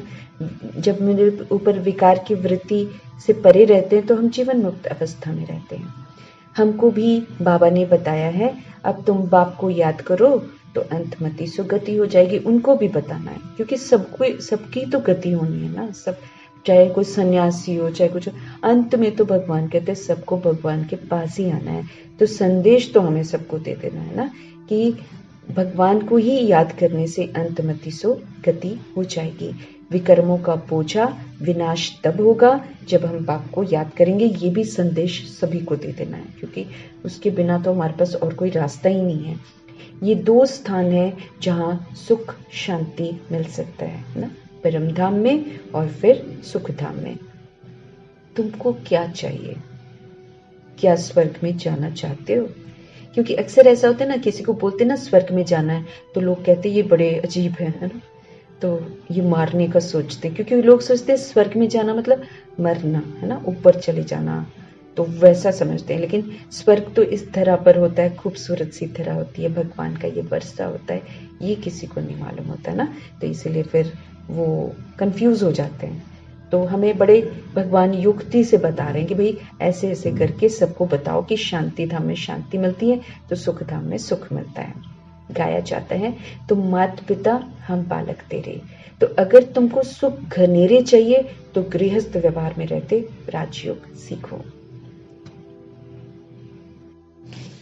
गाया जाता है, तुम माता पिता अगर तुमको सुख घनेरे, घनेरे मतलब एक भी दुख का नाम निशान नहीं है, उसको बोलते सुख घनेरे। तो सुख घनेरे चाहिए तो भगवान कहते गृहस्थ व्यवहार में रहकर फिर राजयोग सीखो, अपना राजा बनो, शरीर रूपी राजधानी को चलाओ, श्रीमत प्रमाण चलाओ, मेरे साथ योग लगाओ, तो तुम्हें सुख घनेरे घनेरे सुख मिलेंगे। और उसकी अनुभूति, सुंदर सी प्यारी सी अनुभूति अभी संगम युग में करेंगे। ये बड़ी अनमोल है। बाकी क्या मिल रहा है क्या नहीं मिल रहा वो तो बाद में, उसको तो छोड़ दो। लेकिन ये जो भगवान के साथ का जो सुख है ये बड़ा अनमोल है, इसको प्राप्त करना है। ये सुख घनेरे से भी खूबसूरत सुख है, अति इंद्रिय सुख है, इंद्रियों से परे का सुख है। हमें पावन भी रहना है, फिर दोनों में से जो रहे बंधाए मानी नहीं है, पावन रहना है यहाँ पे। दोनों में से जो रहे, जो भी घर पे रहते ना, युगल वगैरह, बंधाई मानी नहीं है, बंधन में नहीं जीना है। स्वर्ग का मालिक बनने वाला नहीं होगा तो लटकना थोड़ी है, बाप और वर्षे को याद करना है। अगर कोई घर पर मेरे को रास्ते पर, सीधे रास्ते पर चलना है, भगवान के रास्ते पर, और अगर कोई घर पर है जो स्वर्ग का मालिक बनने वाला नहीं होगा, नहीं चाहता है वो चलना, तो मुझे उसके साथ लटकना थोड़ी है कि वो नहीं चल रहा तो उसी के साथ लटक लिए। अब तो परखना है, डिसीजन लेना है, व्हाट इज राइट, उसके साथ खड़ा हो जाना है। बाप को याद करना है, वर्षे को याद करना, भैया यही मेरा साथ देगा। किसी के पीछे लटकने से तो वो तो जिसके पीछे लटकेंगे वो थोड़ी मिलेगा, वो मुझे सुख शांति दे देगा क्या? वो तो खुद भी नहीं मिलेगा, सबने शरीर छोड़ देना है। तो किसी के चक्कर में नहीं पड़ना है हमें, बंधाए मनी नहीं है। नहीं चल रहे मत चलो, हम तो चलेंगे। और पवित्र रहना है, उसके लिए तो भगवान कहते हैं मर मिट जाओ। फिर पवित्रता इतना खूबसूरत आत्मा की क्वालिटी है जिसको हम भूल गए हैं। तो इस खूबसूरती के लिए तो भगवान कहते हैं कि वो तो मर मिट जाओ, भले मार खा लो, बर्तन मांज लो। बाबा तो कहते घर छोड़ दो, बर्तन साफ करके अपना कमा लो, पवित्र जरूर रहना है। मरने की नौबत आ जाए तो मर भी जाओ। बाबा तो एक मुरली में तो बोला था, मरना भी पड़े तो मर जाओ। क्या मरे? शरीर मरे, आत्मा फिर क्या? परमात्मा के कितना समीप स्थान मिलेगा उसे। वैसे तो मरने नहीं देता है, वो रक्षा करता है। लेकिन एक बात है कि परीक्षा होती है तो कैसे मर मिटते हैं पवित्रता के लिए। एक सन्यासी ने लिखा है, मैं साधु हूं परंतु रास्ते का पूरा पता नहीं पड़ता है। सुना है आपके द्वारा रास्ता मिलता है, ऐसा किसी ने बोला होगा। अब क्या करूं? हम आपका बन जाएंगे तो फॉलोअर्स सहित आ जाएंगे, परंतु ऐसे कोई बन नहीं सकते हैं। किसने कहा होगा ऐसा कि मैंने सुना है कि आपके द्वारा रास्ता मिलता है? सही रास्ता मिलता है। क्या करूं? हम आपके बन जाएंगे तो फॉलोअर्स जितने भी मेरे हैं वो सहित आ जाएंगे, परंतु ऐसे बाबा कहते कोई बन नहीं सकता है। वो समझते हैं फॉलोअर्स को हम जो कहेंगे वो मानेंगे, परंतु ऐसे तो वो करेंगे नहीं। अब सब थोड़ी पवित्र बन जाएंगे। अब सारे फॉलोअर्स जितने भी होंगे, अब तक उनको तो बोला नहीं था कि पवित्र हो। अब अगर ये साधु आ जाते हैं और साधु के पीछे सारे फॉलोअर्स को वो बोल देंगे कि भाई ये मानो, तो वो थोड़ी मानेंगे। आधे तो पवित्रता के नाम पर ही भाग जाएंगे। तो वो समझते हैं फॉलोअर्स को हम जो कहेंगे वो मानेंगे, परंतु ऐसा तो करेंगे नहीं। बीके का नाम सुनकर कहेंगे ओहो इनको तो जादू लगा है, इनको तो जादू लगा है। हाँ, कोई निकल भी आए, बाकी हम कोई सन्यासी के आश्रम को हाथ करने वाले नहीं हैं। नहीं कह सकते ना, क्योंकि सारी दुनिया थोड़ी आ जाएगी, इतना सहज थोड़ी है। समझो कोई समझ लेते हैं कि चलो जी ये रास्ता बहुत अच्छा है, तो क्या हम उनका आश्रम संभालेंगे क्या? अब ये थोड़ी कि उनके आश्रम में चले जाएंगे। हाँ, बच्चियां जाकर भाषण करेंगी, अगर पसंद आएगा तो रहेंगी, बाकी आश्रम को हम क्या करेंगे? लिखा है हम आकर कुछ शिक्षा पा सकते हैं, तो उनको लिखना पड़े तुम साधना करते हो कहाँ जाने के लिए, किस एम ऑब्जेक्ट से आप साधना करते हो, किससे मिलना चाहते हो, कहाँ जाना चाहते हो। तुम तो हो हठयोगी सन्यासी, हमारा यहाँ पर है राजयोग। हम स्व पर राज्य करते हैं, हम स्व पर राज्य करके निर्विकारी बनते हैं, विकारों पर जीत प्राप्त करते हैं, विकर्मों पर जीत प्राप्त करते हैं। हम विकारों पर जीत नहीं प्राप्त करने, हम पवित्र रहने के लिए घर को नहीं छोड़ते हैं, हम घर में रहकर पवित्र बनकर दिखाते हैं। उसके लिए हम अपने पर राज्य करते हैं और पावर हाउस परमात्मा से योग लगाते हैं। पवित्रता के सागर परमपिता परमात्मा के साथ योग लगाते हैं, जहां से मुझे शक्तियां मिलती हैं। ये कलयुग है दुख धाम, सतयुग है सुख धाम। कलयुग में देखो अनेक धर्म है, कितनी लड़ाई झगड़े हैं। सतयुग में सिर्फ एक धर्म है, वो है सतो प्रधान दुनिया। एक धर्म है पवित्रता का धर्म, बस। उसके कारण सतो प्रधान दुनिया है। यथा राजा रानी तथा प्रजा सब सब सतो प्रधान, सब प्योर। यहाँ है यथा राजा रानी तथा प्रजा सब तमो प्रधान, सब देह अभिमान में है। देह अभिमान हमें तमो प्रधान बना देता है, अहंकारी बना देता है, लोभी बना देता है, मोह का शिकार बन जाते हैं, क्रोध का शिकार बन जाते हैं, कामनाएं इतनी ज्यादा हैं कि पूछो मत। एक्सपेक्टेशन उससे एक्सपेक्टेशन, सबसे छोटे बच्चे से भी एक्सपेक्टेशन है। वो भी ऐसा करे, वो भी ऐसा करे, नहीं करेगा रूठ जाएंगे। यहाँ है यथा राजा रानी तथा प्रजा, सारे के सारे तमो प्रधान है। ये कांटों का जंगल है और वो फूलों का बगीचा है। वहां दिव्यता है, वहां सत्यता है, वहां सभ्यता है। यहाँ असभ्यता है, यहाँ असत्यता है, और यहाँ आसुरी अवगुण है, देह के अवगुण है। तो रास्ते हैं ही दो, हठ योग और राजयोग। यह राजयोग है स्वर्ग के लिए। राजाओं का राजा स्वर्ग में बनेंगे। स्वर्ग स्थापन करने वाला है परमपिता परमात्मा, वही राजयोग सिखलाते हैं। सन्यासी कहे हम सन्यास में ही रहें तो ज्ञान तो उठा नहीं सकते।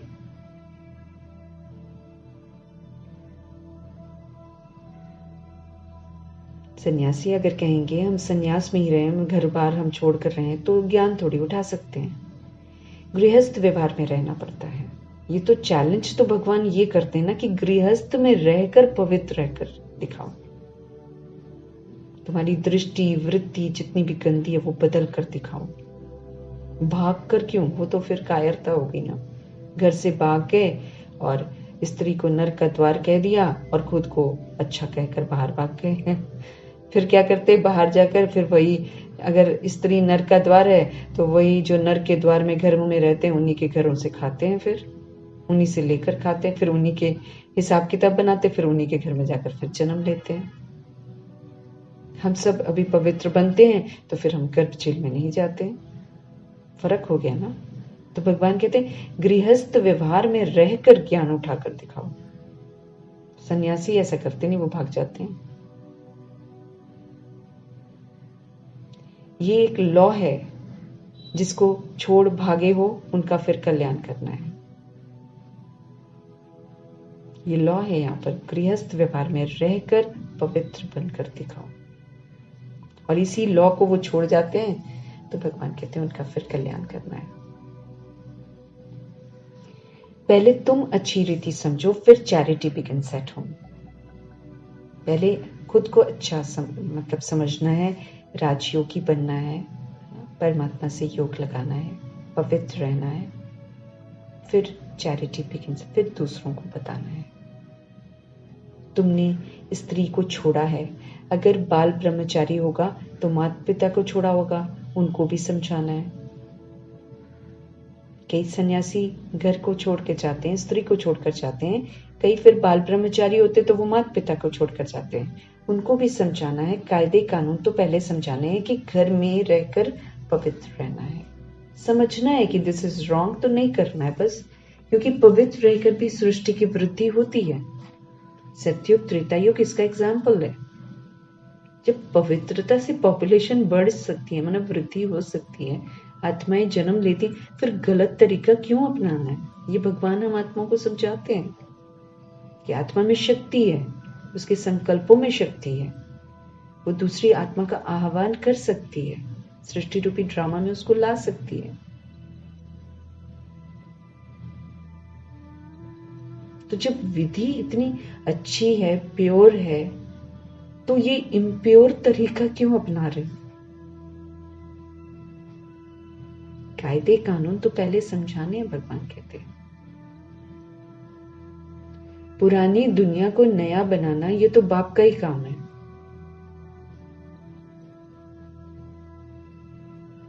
बाप को परमधाम से आना पड़ता है, वो है पतितों को पावन, नर को स्वर्ग बनाने वाला।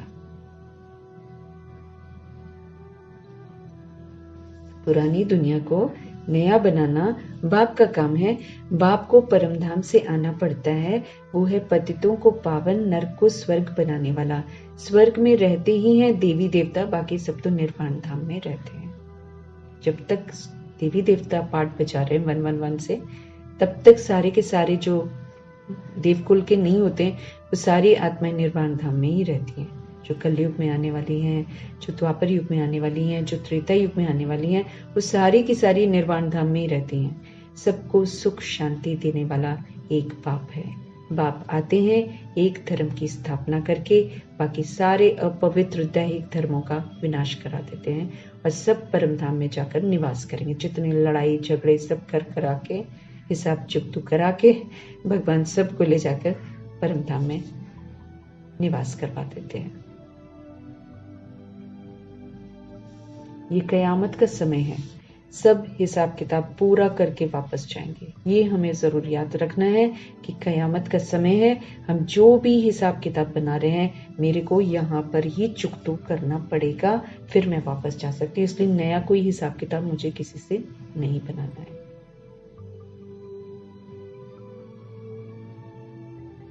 कहीं टकराव हो, कहीं कुछ हो, भगवान कहते फुल स्टॉप लगा दो, बस फ्री रहो, फ्री। दुआएं, शुभावना, शुभकामना, फुल स्टॉप। हिसाब किताब नहीं बनाओ। कितना भी कोई गिराए, कितना भी कोई कुछ, फुल स्टॉप, एकदम कल्याण है उसमें। मेरे को नया हिसाब किताब नहीं बनाना। मेरी तरफ से क्लोज रहेगा तो मेरा उस आत्मा के साथ कोई कनेक्शन नहीं रहेगा। एंड में वो आत्मा मुझे कुछ नहीं कर पाएगी। मैंने क्लोज कर दिया शुभ भावना से। मुझे कंटिन्यू नहीं करना वैसा कोई किसी के साथ हिसाब किताब।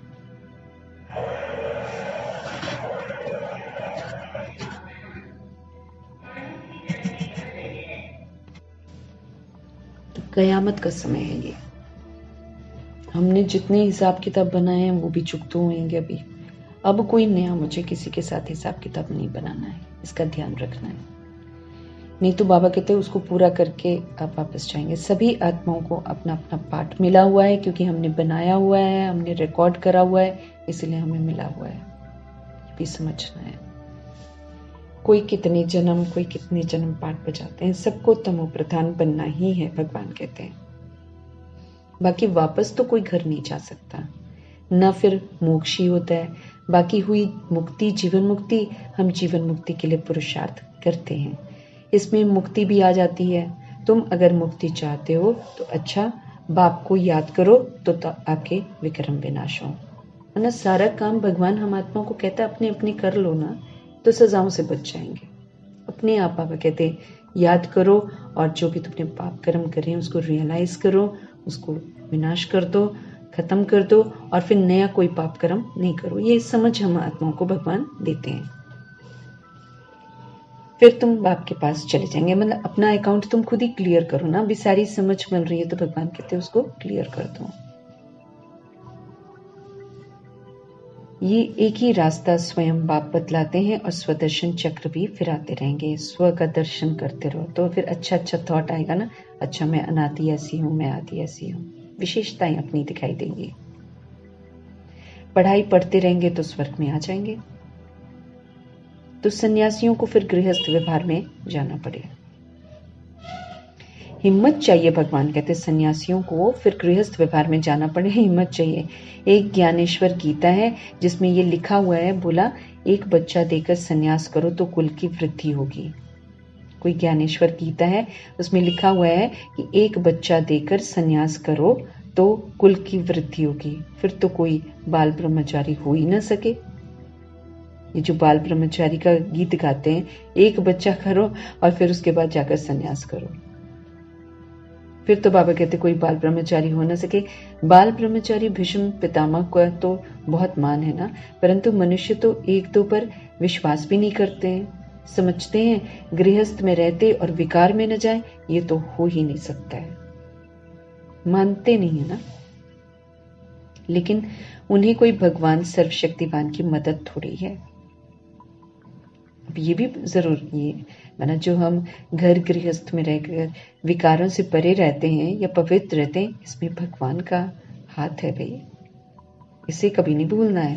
तो इसलिए भगवान कहते हैं कि वो जो कहते हैं कि गृहस्थ में रहते और विकार में न जाए, ये हो नहीं सकता है। तो भगवान कहते हैं उन्हें कोई भगवान सर्वशक्तिवान की मदद थोड़ी है, तो हम भगवान की शक्तियों से पवित्र रहते हैं। ये परमात्म शक्ति है। बस ये होता है कि हमारी चाहना होती है कि हाँ हमें रहना है, तो भगवान फिर मदद करते हैं। तो भगवान सर्वशक्तिवान की मदद है, इसीलिए गृहस्थ में रहकर भी पवित्र सहज रह सकते हैं। न कोई में राजयोग सिखाए स्वर्ग की स्थापना करने की ताकत है। सबको दुखों से छुटकारा दिलाकर सुख में ले जाना, ये तो सिर्फ परमात्मा ही कर सकते हैं और कोई नहीं कर सकता है। दुखों से लिबरेट, दुख होता क्या है, दुख का कारण क्या है, दुख का निवारण क्या है, ये भगवान आकर बताते हैं। दुख का कारण ही देह का अभिमान है, इस देह अभिमान को खत्म करना निवारण है। तो ये जो समझ है, ये निराकार परमपिता परमात्मा ही आकर हम आत्माओं को देते हैं और दुखों से छुटकारा दिलाते हैं और सुख में ले जाते हैं। दोनों दरवाजों की चाबी बाप के पास है, मुक्ति धाम की भी और जीवन मुक्ति धाम की भी। दोनों दरवाजे हैं, उनकी चाबी भगवान के पास है। स्वर्ग का फाटक खुलता है तो मुक्ति का भी खुलता है। तो एक तरफ स्वर्ग का दरवाजा खुलता है, एक तरफ मुक्ति का खुलता है। मुक्ति में मेजॉरिटी आत्माएं चली जाती हैं और स्वर्ग में गिने चुने लोग आते हैं।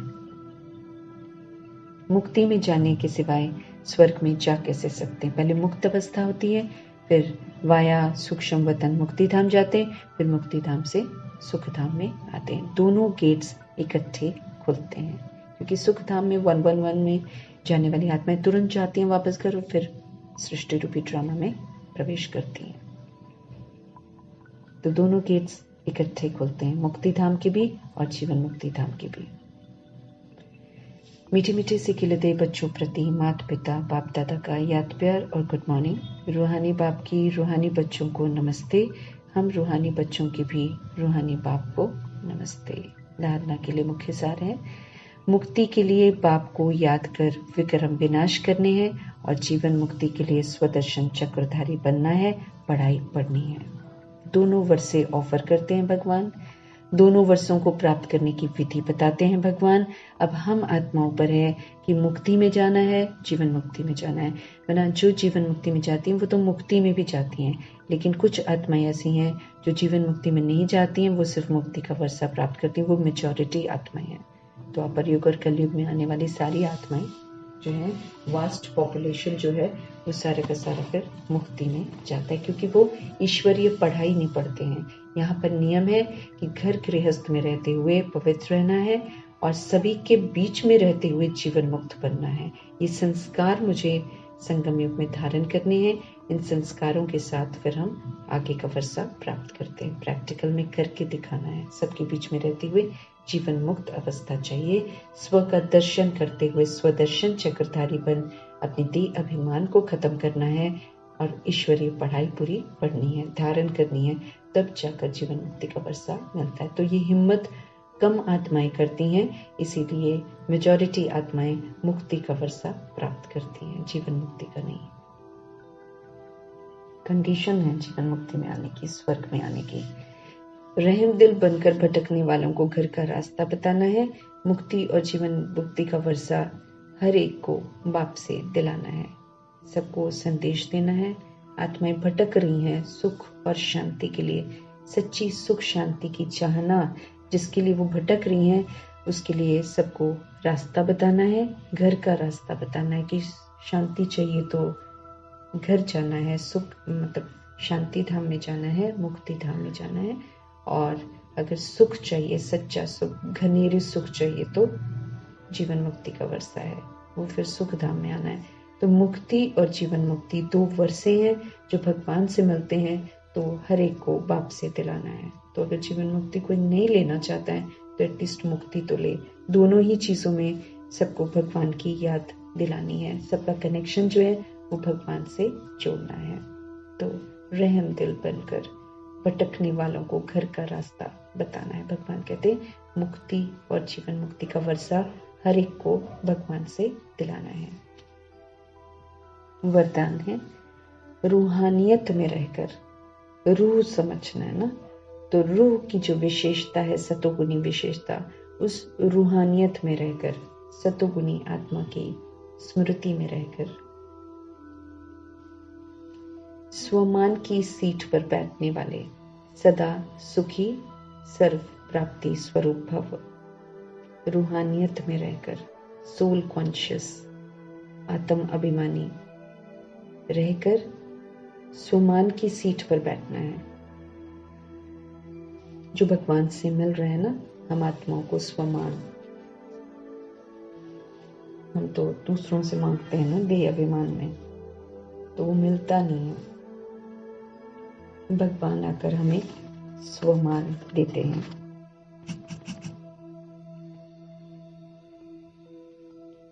तो रूहानियत में आकर स्वमान की सीट, जो भगवान से मुझे मान मिलता है, उस सीट पर बैठना है मुझे।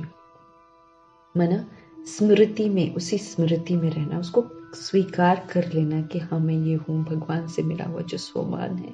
भ्रिकुटी के मध्य में जो मेरी सीट है, अकाल तख्त है, राजा आत्मा हूं मैं, मालिक हूं, उस सीट पर बैठने वाले सदा सुखी सर्व प्राप्ति स्वर। क्योंकि जो सीट पर बैठा है ना,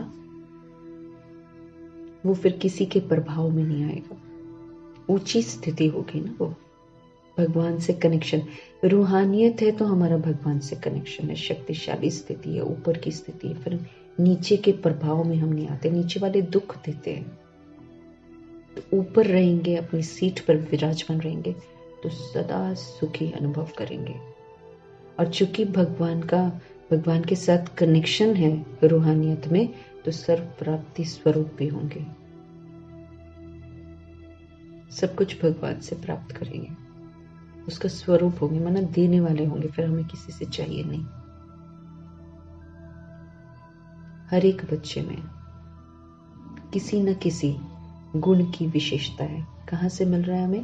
भगवान से मिल रहा है। तो जब हम भगवान के बनते हैं तो कोई ना कोई गुण की विशेषता जरूर होती है, सभी विशेष हैं। अगर हम सतोगुणी भी देखें तब भी विशेष है, ओरिजिनलिटी है वो। सभी विशेष हैं, सभी गुणवान हैं, सभी महान हैं, सभी मास्टर सर्वशक्तिवान हैं। ये रूहानी नशा है जो भगवान का बनने के बाद भगवान कहते हैं इसे सदा स्मृति में रखो। सभी विशेष हैं, सब भगवान के बच्चे, सभी विशेष हैं, सभी गुणवान हैं, सभी महान हैं, सभी मास्टर सर्वशक्तिवान हैं।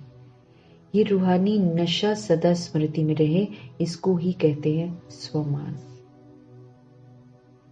आत्मा का मान है, आत्मा गुणवान है, आत्मा विशेष है, क्योंकि भगवान का बच्चा है, इसलिए भगवान का बच्चा है, इसलिए आत्मा विशेष है, आत्मा गुणवान है, आत्मा महान है, आत्मा मास्टर सर्वशक्तिवान है। इस स्वमान में अभिमान नहीं है, अहंकार नहीं है, घमंड नहीं है, आ ही नहीं सकता है, भगवान से मिला हुआ है ना। और आत्मा है तो आत्मा में तो अभिमान क्या आएगा? आत्मा तो निरअहंकारी है। अभिमान की सीट जो है वो कांटों की सीट है, कांटे चुभते हैं उसमें, विकार है।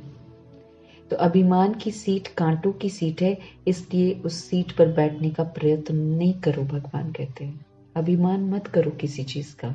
देह का अभिमान होता है, तो देह का अभिमान जो है उसकी जो सीट है, मैं, देह का मैं, भगवान कहते हैं वो कांटों की सीट होती है, कांटे चुभते हैं उसमें। फिर काम, क्रोध, लोभ, मोह, अहंकार, ईर्ष्या, द्वेष, आलस्य, सुस्ती, सारी बुराइयां, ये सारी बुराइयां क्या है? कांटे हैं। उस अभिमान में आए तो ये कांटे जरूर चुभेंगे। अभिमान की सीट पर बैठेंगे तो कांटे चुभेंगे। इसलिए भगवान कहते हैं उस सीट पर बैठने का प्रयत्न नहीं करो, देह का अभिमान नहीं करो, रूहानियत में रहो, सोल कॉन्शियस रहो, फिर स्वमान की सीट पर बैठ जाओ। देह का भान खत्म, रूहानियत है।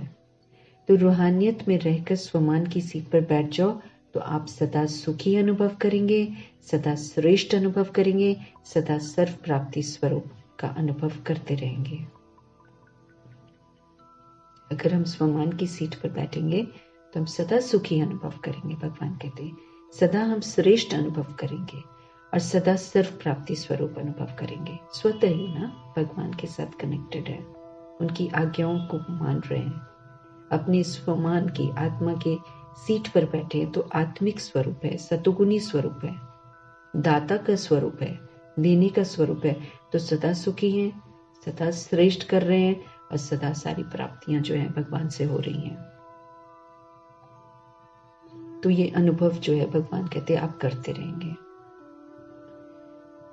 तो रूहानियत में रहकर स्वमान की सीट पर बैठने वाले सदा सुखी रहते हैं, सदा सर्व प्राप्ति स्वरूप रहते हैं, सबकी विशेषताओं को देखते हैं, विशेष बन जाते हैं और अभिमान नहीं आता है, अभिमान के कांटों से मुक्त रहते हैं और सदा फिर चूंकि आत्मिक स्थिति में है, रूहानियत में है, सबको सुख देते हैं तो सदा सुखी अनुभव करते हैं, सदा श्रेष्ठ अनुभव करते हैं और सारी प्राप्तियां भगवान से प्राप्त करते हैं।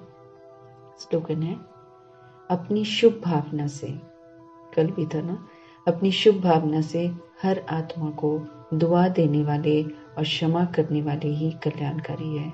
हम आत्माओं को आत्मिक भाव और कल्याणकारी भावना रखने की समझ देते हैं भगवान। तो हमें सभी के प्रति कल्याणकारी बनना है। हम कब बन सकते हैं?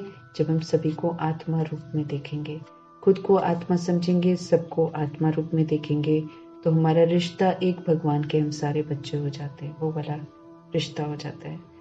तो फिर भगवान कहते हैं अपनी जो शुभ भावना है, प्योर फीलिंग्स जो हैं, प्योर इंटेंशंस जो हैं, पवित्र हैं, शुभ शुद्ध जो भावनाएं हैं, उससे हर आत्मा को दुआ दो, हर आत्मा को क्षमा भी करो ना, कोई बुरा भी कर, हर आत्मा को करना है ना। तो हर आत्मा में कई आत्माएं जो हैं जो बुरा कर रही हैं, जो अच्छा कर्म नहीं कर रही हैं, लेकिन भगवान कहते हैं उनको भी क्षमा कर दो। तो जब हम क्षमा करेंगे और दुआएं देंगे तो कल्याणकारी बनेंगे। गलत तो सब गड़बड़ गड़बड़ तो कर रहे हैं, है ना, उसमें भी कोई बुरा अगर ज्यादा कर रहा है तो भी बाबा कहते हैं उनको क्षमा करो।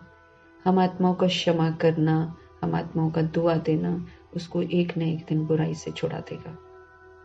ये भगवान की जो विधि है, भगवान ही तो विधि बताते हैं ना, शुभ भावना रखो सबके लिए। तो ये जो भगवान की बताई हुई विधि है, ये बड़ी फलदायक है। एक तो मुझे भी पाप कर्म से बचा देती है, क्योंकि अगर मैं आत्मा क्षमा नहीं करती हूँ तो फिर मैं दुआ नहीं दे पाती हूँ, फिर अंदर से वो दुखती हुई रग के कुछ ना कुछ जो वाइब्स हैं वो वापस उस आत्मा के पास जाएंगे, है ना। तो वो दुख का अनुभव करने से फिर हमारा नीचे दर्जा हो जाता है, क्योंकि हम भगवान के बन गए हैं फिर भी हम दुख अनुभव कर रहे हैं, तो उससे मेरा लॉस हो जाता है। इसीलिए भगवान कहते हैं अपनी शुभ भावना से हर आत्मा को दुआ देने वाले और क्षमा करने वाले बन जाओ, वही फिर कल्याणकारी है। क्षमा भी और दुआएं भी, ये क्षमा और दुआएं दूसरी आत्मा को ठीक कर देंगी एक दिन। मेरा भी पाप नहीं बनेगा, मेरा भी पुण्य जमा होता जाएगा दुआओं का और क्षमा करने का, और जो आत्मा के प्रति मैंने करा है वो आत्मा भी अपनी बुराई से मुक्त हो जाएगी। तो दो फायदे हो गए ना, इधर का भी उधर का भी। तो भगवान की शिक्षाएं जो हैं वो हम आत्माओं का फायदा तो कराते हैं, लेकिन हम आत्माओं के आचरण के द्वारा दूसरी आत्मा का भी कल्याण करा देते। तो वो जो क्या फर्ज पूरा हो जाता है ना, आत्मा आत्मा भाई भाई। तो भगवान आत्मा भाई भाई के प्रति जो भावनाएं हैं हमारे मन में, वो प्योर कर देते हैं कि अभी परवश होकर कोई आत्मा गलत कर रही है, लेकिन आप शुभ भावना से और दुआओं से, क्षमा से सब क्लोज कर दो। क्लोज करना कल्याणकारी है। आगे के लिए मेरा हिसाब किताब नहीं बनता है, क्योंकि भगवान कहते हैं हिसाब किताब अगर बनाएंगे तो इसी सृष्टि रूपी ड्रामा में आपको फिर से चुक तो करना पड़ेगा। और चूंकि वो श्रीमत के विपरीत जाकर हम हिसाब किताब बनाते हैं, इसलिए फिर हमें उसकी सजा खानी पड़ती है। एक का 100 गुना दंड मिलता है अवज्ञाओं का, तो हमें अब अवज्ञा नहीं करनी है भगवान की। शुभ भावना शुभकामना से सारे अकाउंट्स को क्लोज कर देना है। चलिए।